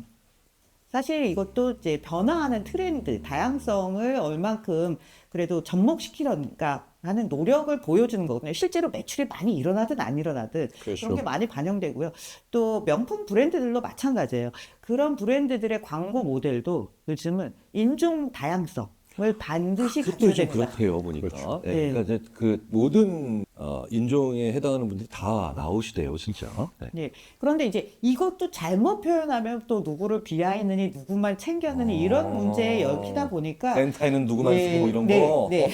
그러다 보니까 유니레버 같은 경우에는 뭐 더 잘 아시겠지만 홈페이지를 들어가면 사람의 모습을 사진으로 안 하고요. 일러스트레이션을 다 처리를 했어요. 그래서 거기에는 반드시 히잡을 쓴 여성분도 있고 뭐 이런 다양한 종류의 사람들의 모습을 사람으로 표현하지 않고 일러스트로 하면서 리스크를 좀 줄이고 다양성을 확보하는 전략으로 바꾼 것 같습니다.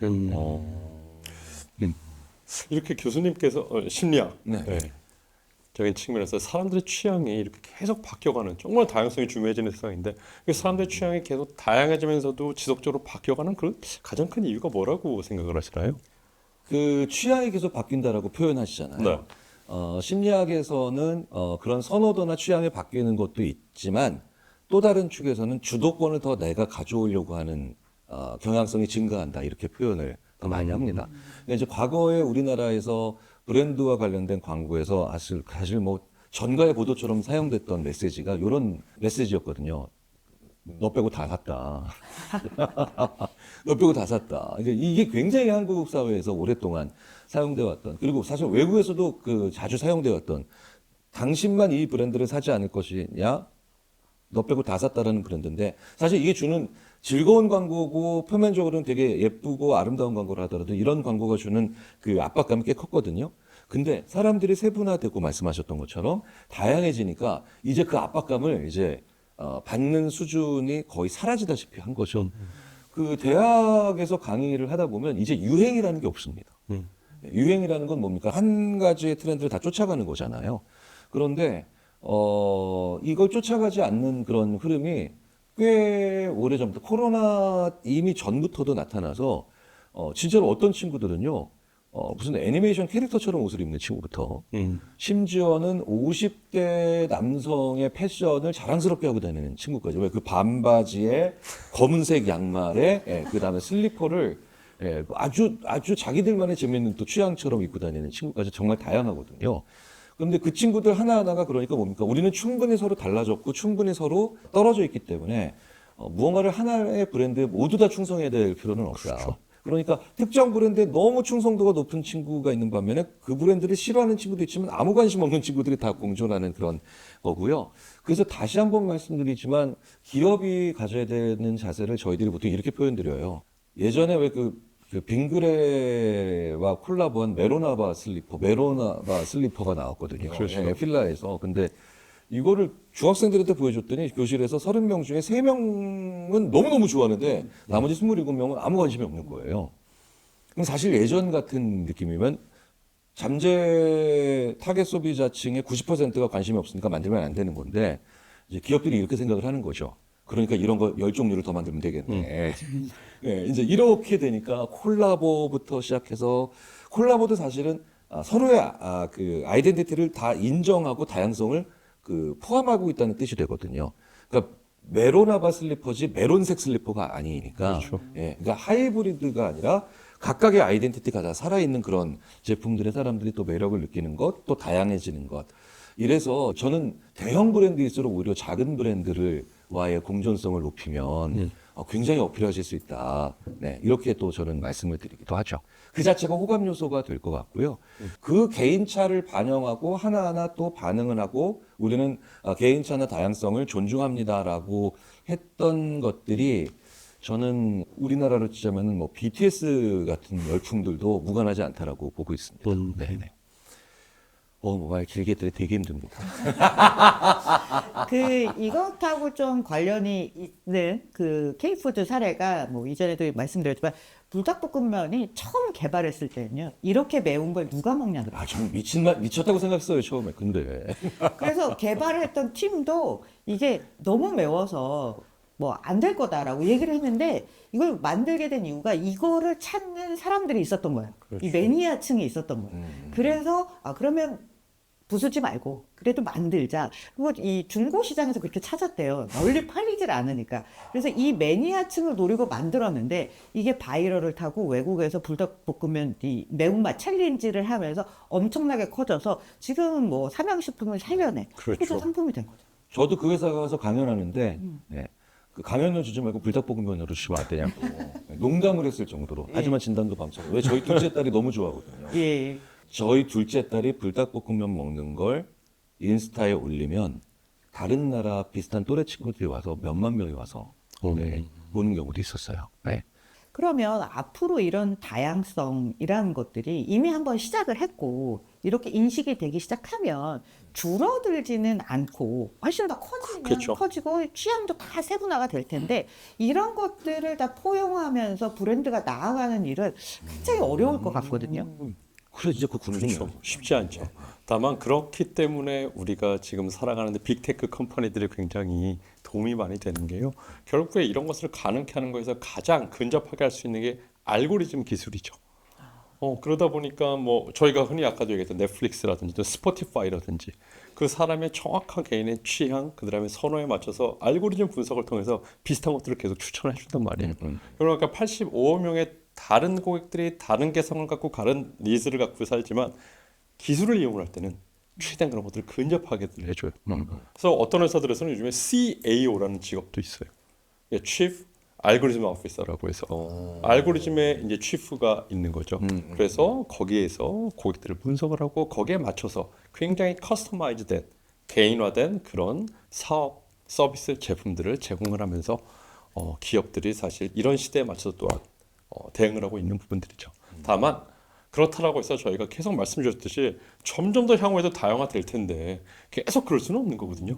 그렇다면 기업들이 찾아야 될 부분들은 과연 이렇게 다양화된 니즈와 욕구 안에서도 공통된 인식이 있을 텐데, 공통된 니즈가 있을 텐데, 사실 이걸 찾아가는 게 굉장히 중요한 부분이라고 생각을 해요.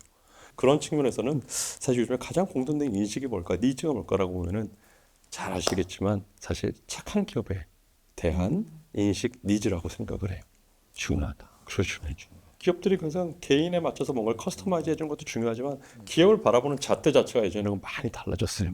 그리고 착한 기업이 단순히 불이웃을 돕거나 또는 한겨울에 연탄 나르는 이런 게 아니고요. 정말 우리가 살아가고 있는 사회, 이 지구가 향후에서 계속 지속적으로 나가려면 어떻게 기업들이 지원을 해야 되고 거기에 열정적으로 같이 함께 동참을 해줘야 될까? 이렇게 행동하는 기업들과 안 행동하는 기업들에 대한 기본적인 소비자들의 인식 또는 선호가 굉장히 다르게 나타난 것들을 볼 수가 있습니다. 젊은 세대로 갈수록 그 경향이 강해지는 거예요. 굉장히 강하죠. 네. 진짜로 고등학교나 대학교 다니는 제 딸들이 이 기업은 실천하지 않고 행동하지 않는 기업이라서 물건 사면 안 된다는 얘기를 할 때 제가 어른으로서 부끄러워가지고. 근데 생각해 보니까 이 아이들이 저보다 이 지구상에서 오래 살아가야 하니까 이미 그런 생각을 하고 있더라고요. 이거 기업에서 굉장히 중요하게 생각하셔야 될 부분이 아닐까 싶기도 합니다. 그래서 요즘 많이 나오는 얘기 중에 하나가 이 코퍼레이션 시티즌. 그렇죠. 코퍼레이션이즘. 예. 그 기업도 하나의 직관적으로 이해가 돼요. 글로벌 시티즌의 역할처럼 해야 된다. 그런 기능을 가지고 있고 그런 자세를 가지고 있어야 된다라는 이야기를 많이 합니다. 그렇죠. 그 중 가장 큰 이유가 사실 우리가 살아가는 이 시대 자체가 좀 이런 일이 생겨 이럴 정도로 놀라운 일들이 많이 있죠. 갑자기 21세기에 전쟁이 일어나고 그것 때문에 식량이 부족해진대요. 그리고는 기후가 매년 이상하게 변화가 되고 있고 이러다 보니까 저희가 생각지도 못한 일들이 계속 일어나는데 그러면 이럴 때 누군가는 앞장서서 이걸 해결하기 위해서 노력을 해줘야 될 텐데 그걸 누구라고 생각을 할까? 그 누군가에 이제 변화가 생기는 거고. 그렇죠. 근데 사람들이 일반적으로 그런 생각을 해요. 가장 최강국인 미국이 뭔가 하지 않을까?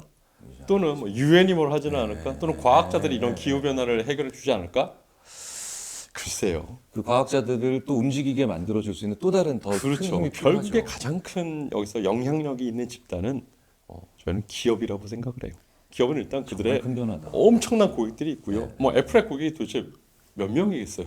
엄청난 고객들이 있고요. 그리고 그 고객들과 소통할 수 있는 다양한 접점들이 있어요.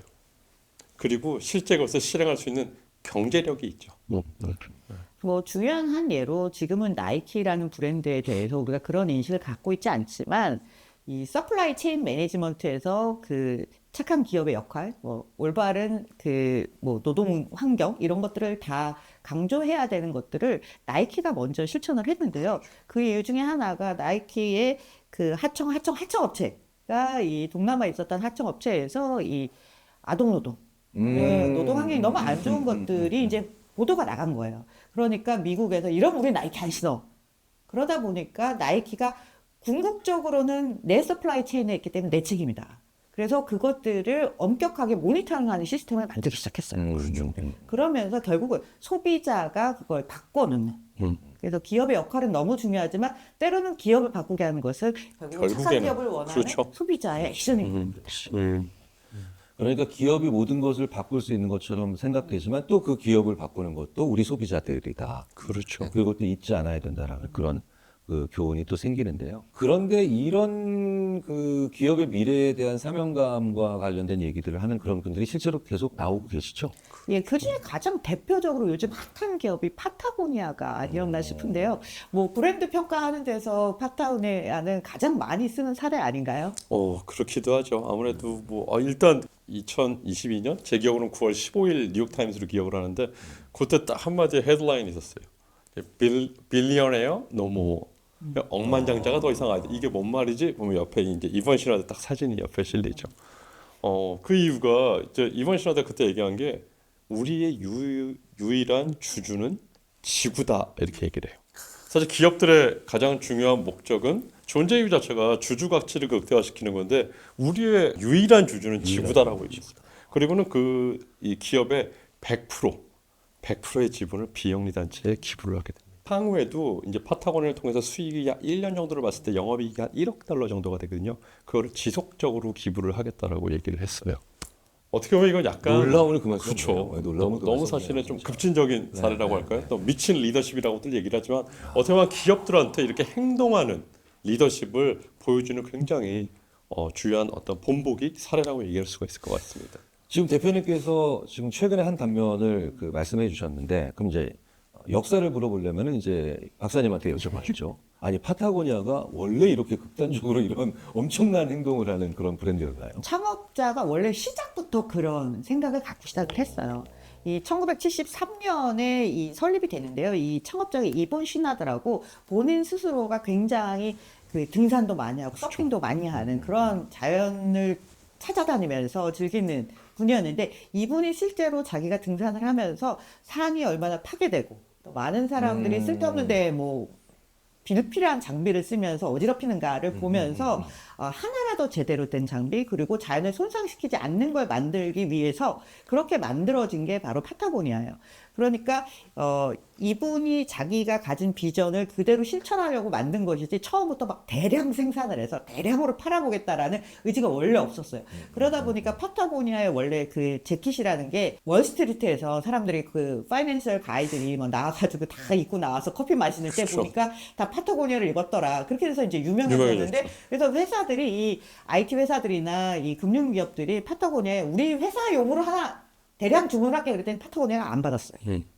우린 그렇게 팔지 않는다. 그래서 이본 시나드의 이야기의 책의 제목도 파도가 칠 때는 서핑을이라는 제목이 있잖아요. 그래서 이분은 그런 대량 생산을 통해서 팔지 않겠다라는 정신이 오히려 그 착한 기업을 선호하는 브랜드, 소비자들한테 엄청난 열광적인 선호를 받죠. 그러니까 지금은 비싸도 이왕이면 파타고니아 를 선호하는. 그리고 이분이 사실 한국에도 오셔가지고 북한산 등반을 한번 한 적이 있어서 정말요? 이분 시나드의 길이 따로 있습니다. 등반 코스 중에. 아니, 한국은 왜 오셨대? 사실 그 주한미군으로 파병이 돼가지고 왔었을 때 여기서 이제 북한산 인수봉을 막 왔다 갔다 한 거예요. 그러면서 이제 자기가 그 개발한 루트가 있어서 아직도 이름이 남아 있습니다. 그래서 이 등반객들 사이에서는 그 루트를 잘 기억을 하고 있죠. 저도 이제 심리학회에서 미국 심리학자 한 분이 한국 얘기를 너무 잘 알아가지고 어떻게 됐든 자기가 주한미군으로 파병돼 있었대요.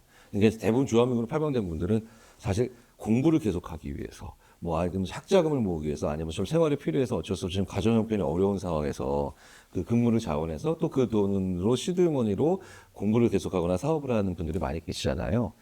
기본적으로 약간 그 어려운 분들의 삶이나 아니면 그런 것들에 대한 선한 가치에 대한 지향점이 있으신 분이었겠네요.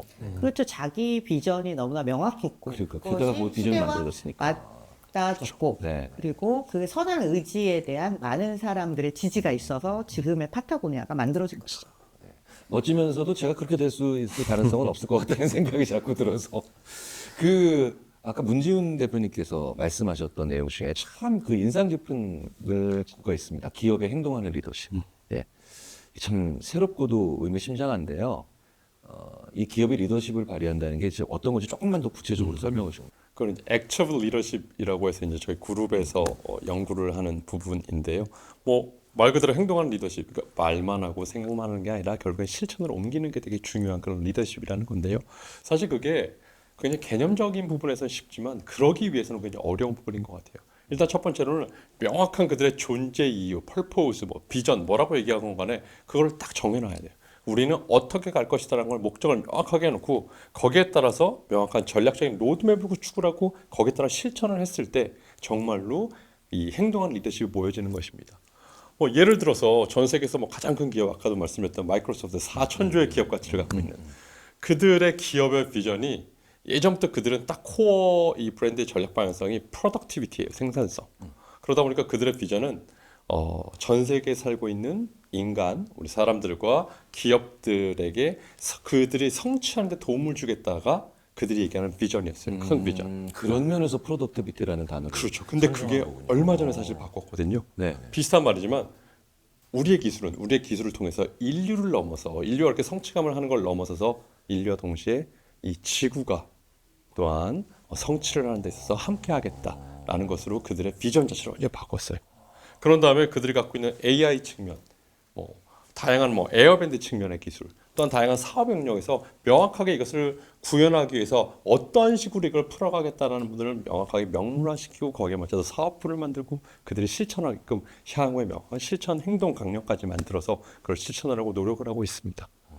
이렇듯이 이 행동하는 리더십이라는 것은 말만 하는 게 아니고 행동해야 된다. 이건 되게 쉬운 건데요. 그래서 실제 구현하기 위해서는 굉장히 큰 기업의 엄청난 의지와 거기에 따른 투자 그리고 그에 따른 실제 커미트먼트를 통해서 향후에 해나가야 되는 부분이라고 저희들은 생각을 하고 있습니다.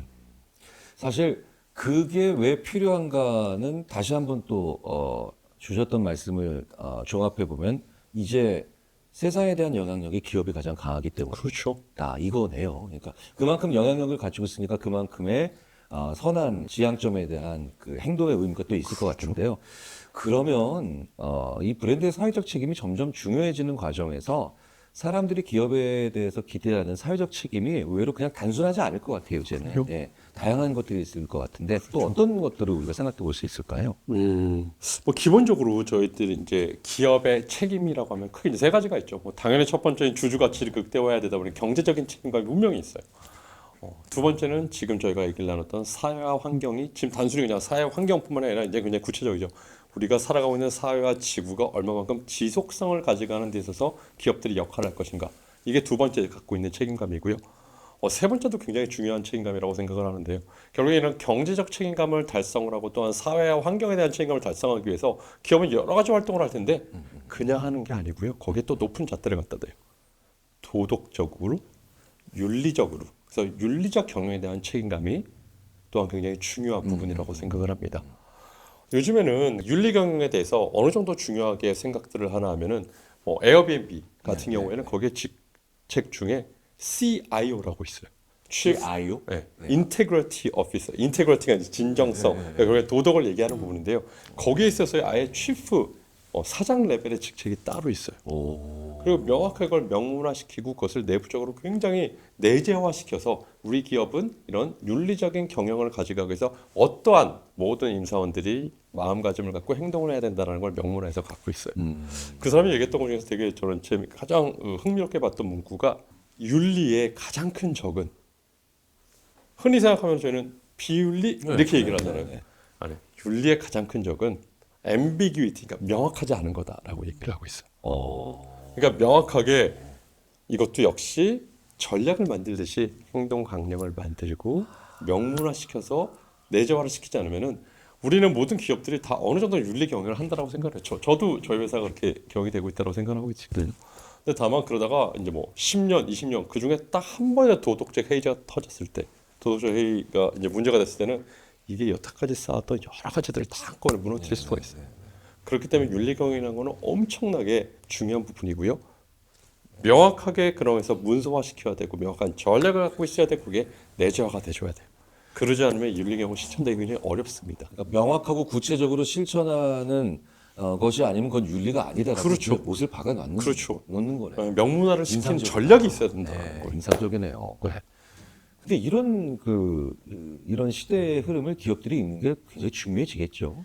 굉장히 중요하고요. 그래서 요즘 거의 모든 대부분의 글로벌 기업 그리고 심지어 한국 기업이라든가 우리가 생각할 때 이머징에 있는 기업들 중에서도 규모가 있는 기업들은 따로 ESG 리포트, 서스테이너블리티 리포트, 그다음에 인테그리티에 관련된 코드 오브 컨덕트들을 다 명확하게 문서화하고 홈페이지에 다 올려놓고 누구나 찾아볼 수 있게 하고 그 성과가 얼마인지 다 보고를 하게 돼 있어요. 또 자기네 언어 그리고 영문으로도 다 보고를 하게 돼 있기 때문에 그런 것들이 점차적으로 강화되는 추세인 거는 틀림이 없는 것 같습니다. 그런데 사실은 늘 그렇게 노력하지만 의외의 사고는 터지죠. 그런데 만약에 사고가 터졌을 때 잘 대응하면 오히려 그게 또 계기가 돼요. 나쁜 기업이 아니라 이건 정말 불가피한 누군가의 잘못이었지만 회사가 나서서 잘 수습하는구나. 뭐 예전에 그런- 타이레놀 뭐 이런 예. 케이스처럼 말씀하셨죠. 그런데 네. 만약에 의도적으로 했던 안 했던 간에 그런 대응을 잘 못하면 정말 한순간에 나락으로 가는 거예요. 뭐 가장 유명한 사례 중에 하나가 바로 작년에 있었던 그 버드라이트 사례 뭐 많이들 들어보셨을 거라고 저도 저 같은 생각을 해요. 사람도 그 기사를 봤을 정도니까요. 네. 근데 버드라이트이 이제 뭐 또 외국 계신 분들은 더 잘 알겠지만 사실 미국에서의 버드라이트의 위상은 그냥 친구죠, 친구. 그렇죠. 네. 네, 22년 네, 동안 네, 네. 미국 최다 판매 맥주 브랜드이니까요. 그런데 이제 거기서도 당연히 말씀드린 다양성 D&I를 이제 구현하기 위해서 이제 유명한 성소수자 인플루언서죠, 딜런 멀베인이 틱톡에 1,000만 명이 넘는 팔로워가 있는 그런 유명한 성소수자 인플루언서인데 딜런 멀베인한테 이제 맥주를 협찬을 한 거예요. 그때 딜런 멀베인이는 내가 여성이 된 지 이제 1년 되는 거를 기념해서 버드라이트 선물을 보냈다라고 하면서 자기 얼굴이 새겨진 맥주 캔을 자랑하는 그런 게시물을 올리게 되죠. 그러다 보니까 사실은 이 버드라이트의 기존 고객층 어떻게 보면은 나이 드신 분들이 많고 좀 그러다 보니 좀 보수적인 성향을 갖고 계신 분들이 많아요. 아직까지는 이 성소수자에 대해서 받아들이기 아직까지 조금은 쉽지 않은 그런 분들이 많은데 그들의 주 고객층의 전혀 의견을 무시한 상태로 협찬을 하다 보니까 사실은 그들의 주 고객층에서 들고 일어난 거예요. 우리 버드라이트 이제 보이콧하겠다. 근데 그 중에서도 이 도화선이 된 게 유명한 이 예전 래퍼였죠. 키드락이라는 래퍼가 있어요. 좀 이게 와일드한 분인 것 같아요. 유튜브에다가 실제 이 버드라이트 이렇게 놓고 거기가 총으로 막 박살내는 그 영상을 올렸어요. 그러면서 이 다양한 고객들이 그걸 따라서 영상을 막 만들어서 올리는. 네, 네. 이러다 보니까 이 한 달 만에 기업 가치가 60억 달러가 증발을 하는. 60억 달러. 그렇죠. 단 한 달 정도 만에 하나의 마케팅의 실패 사례로 인해서. 그럼 7조, 뭐 8조 막 이렇게 되는 그렇죠. 거잖아요. 우리나라로 저단위 치면 돈인데. 굉장히 큰 기업의 전체 기업 가치 중에 하나예요. 우와. 올라가긴 힘들어도 한순간에. 한순간에 나락으로 갈 수 있다는 전형적인 사례이고요. 네. 사실 이 우리가 맥주도 사실 굉장히 충성도가 높습니다. 고객들한테. 그렇죠. 그래서- 난 이것만 마셔. 네, 네. 하잖아요, 사람들. 사실 눈 감고 마시면 큰 차이를 못 느끼는 사람이 그렇죠, 많대요. 그렇죠. 네, 네. 저는 이게- 뭐 확실히 못 가립니다. 이 명품 브랜드가 제가 앞서 시간에서 말씀드릴 때 왜 인수합병을 많이 하는가. 그 브랜드를 하나 쌓아 올리기 굉장히 힘들다고 했잖아요. 맥주 시장이 똑같습니다. 그래서 AV 인베브라는 전 세계에서 가장 큰 맥주 회사가 있는데 여기 브랜드는 그날 개수가 다릅니다. 하도 사고 파는 일이 사고 파는 많기 게 때문에. 많죠. 그러다 보니까 그만큼 맥주 브랜드라는 것도 충성도가 높은데 그 충성도 높은 사람들을 화나게 한 거예요. 단 한 번의 마케팅 실수. 그렇죠. 참 이게 교과서에 나온다는 표현을 그래서 하셨던 예. 거군요. 자, 그렇다면 자, 대표님, 브랜드 컨설팅 그 전문가 입장에서 이제 버드라이트와는 또 달리 반대로 오히려 이런 걸 잘했던 그런 그 기업의 사례가 있다면 어떤 경우가 있을까요? 말씀드린 대로 사실 그 버드라이트에서는 그런 마케팅에 대한 실수, 그보다 더 큰 실수는 저는 그거의 진정성과 신념, 의지 같은 게 명확하게 없는 상태로 네, 네. 해명하기 급급했던 이게 더 큰 문제를 네, 네. 일으켰다라고 생각을 하거든요. 그중 가장 대표적인 이 화장품 또는 욕실용품 그 브랜드인 러쉬라고 있잖아요. 러쉬. 네, 러쉬는 되게 명확한 신념이 있는 브랜드 중에 하나예요. 우리는 이 애니멀 테스트, 동물 실험을 반대한다. 명확하게 그들은 신념이 있어요. 그리고는 중요한 거는 근데 이 나라들이 이 동물 실험을 의무로 하는 국가들이 굉장히 많이 있거든요. 러시아는 거기 아예 시장 진입을 하지 않아요. 근데 그러다 보니까 당연히 주주들이 이제 화가 날 거 아니에요. 주주들은 이제 가치를 극대화시켜야 되는데 그래갖고 무슨 소리냐? 왜 이런 눈앞에 보이는 이익을 반론하는 걷어차냐 그랬더니 이 창업자 이제 마크 콘스탄틴이 딱 한마디를 인터뷰를 해요.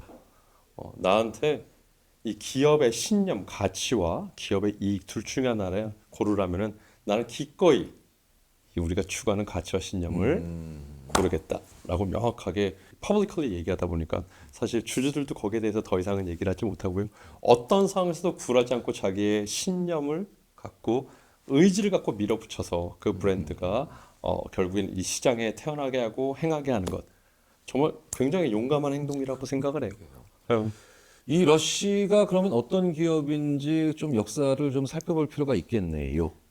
고영정 박사님. 네. 사실 이 러쉬는 실제로 뭐 헤어샵이나 이런 데서 일하시던 분들이 만들고 싶었던 브랜드인 거예요. 자기가 쓰면서 이거보다 더 괜찮은 제품, 내가 쓰고 싶은 제품을 만들어 보자. 그렇게 해서 만들어서 팔다가 이제 커진 회사거든요. 그래서 처음부터 만들 때 계면활성제가 들어가는, 팜유가 들어가는 제품이 아닌 제품을 만들겠다. 그래서 다 식물성 뭐 이런 걸로 만든 제품이에요. 네. 그런데 세상에 식물성 제품은 많거든요. 그렇죠. 근데 여기서 차별화를 하죠. 팜유가 들어가지 않은 것, 뭐 동물성 실험을 하지 않는 것, 그리고 이 사람들이 원했던 것은 그러니까 마치 이 제품은 공장에서 찍어놓은 제품이 아니라 우리가 흔히 정말로 정성을 다해서 명품 만들듯이 만들겠다. 그래서 공장이라는 표현을 안 쓰고 키친이라는 표현을 써요.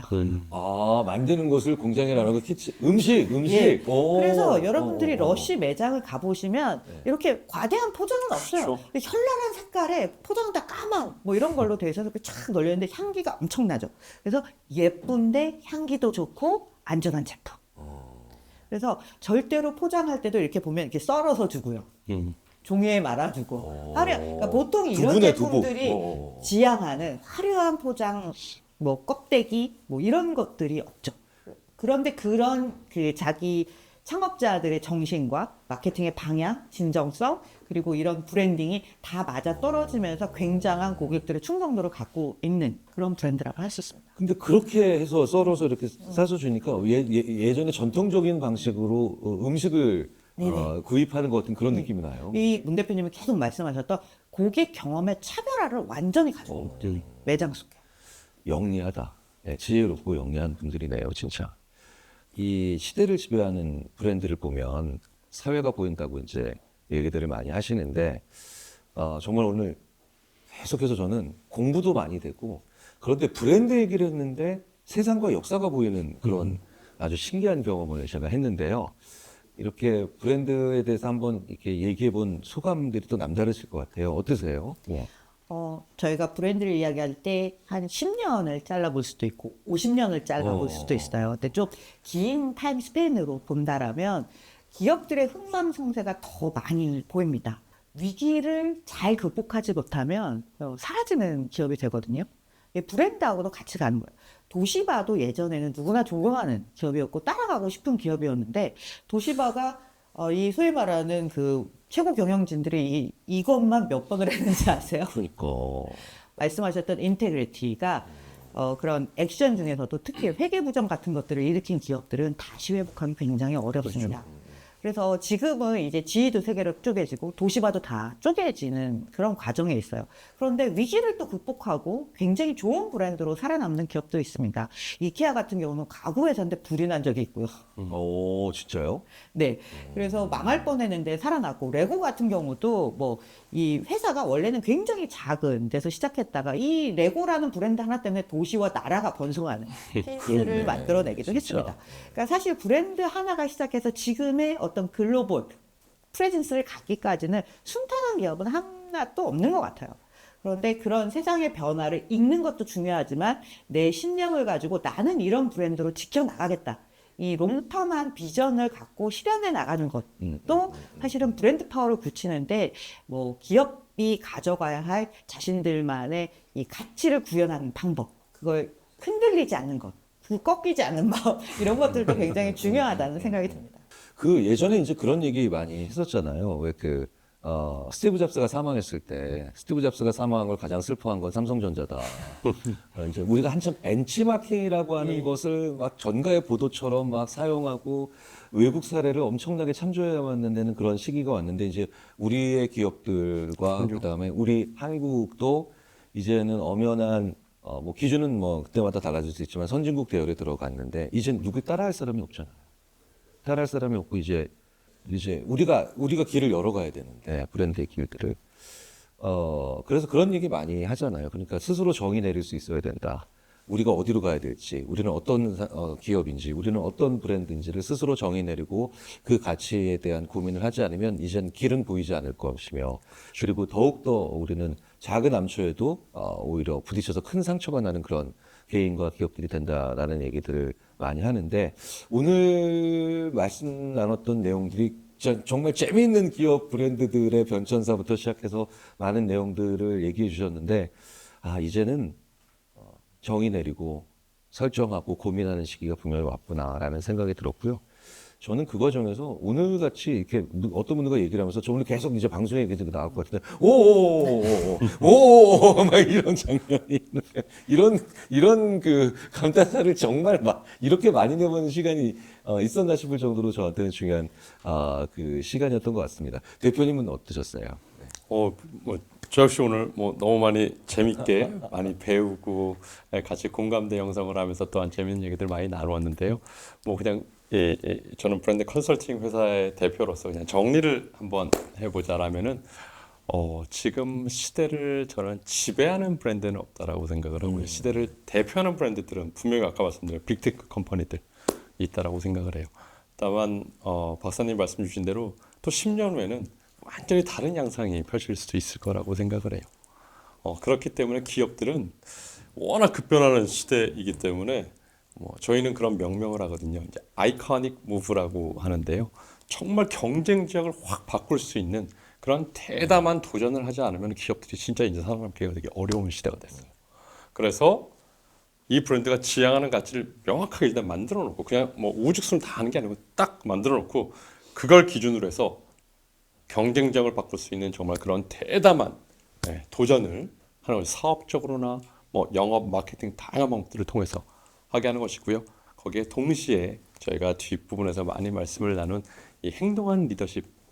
그냥 그거는 저는 그냥 꼭 기업이 사람들이 바래서 그래야 된다는 게 아니고요. 그냥 우리가 절실하다라고 생각을 해요. 지금 살아가고 있는 시대가 너무 어려운 시대이고 미래가 되게 불투명하기 때문에 여기 기업들한테 오히려 저희는 좀 이걸 해결하는데 일조를 해주세요라고 저희들이 정말 매달리는 상황이라고 생각을 해요. 그래서 기업들은 그런 모든 사람들의 이런 수건, 니즈를 정확하게 알고 행동하는 리더십으로서 활동을 해야지 10년 후에도 지금을 대표하는 브랜드가 그때도 대표하는 브랜드로서 남아있을 거라고 생각을 합니다. 어른들뿐만 아니라 우리의 후손들, 자녀 세대들도 다 들어야 되는 내용이라고 저는 생각되네요.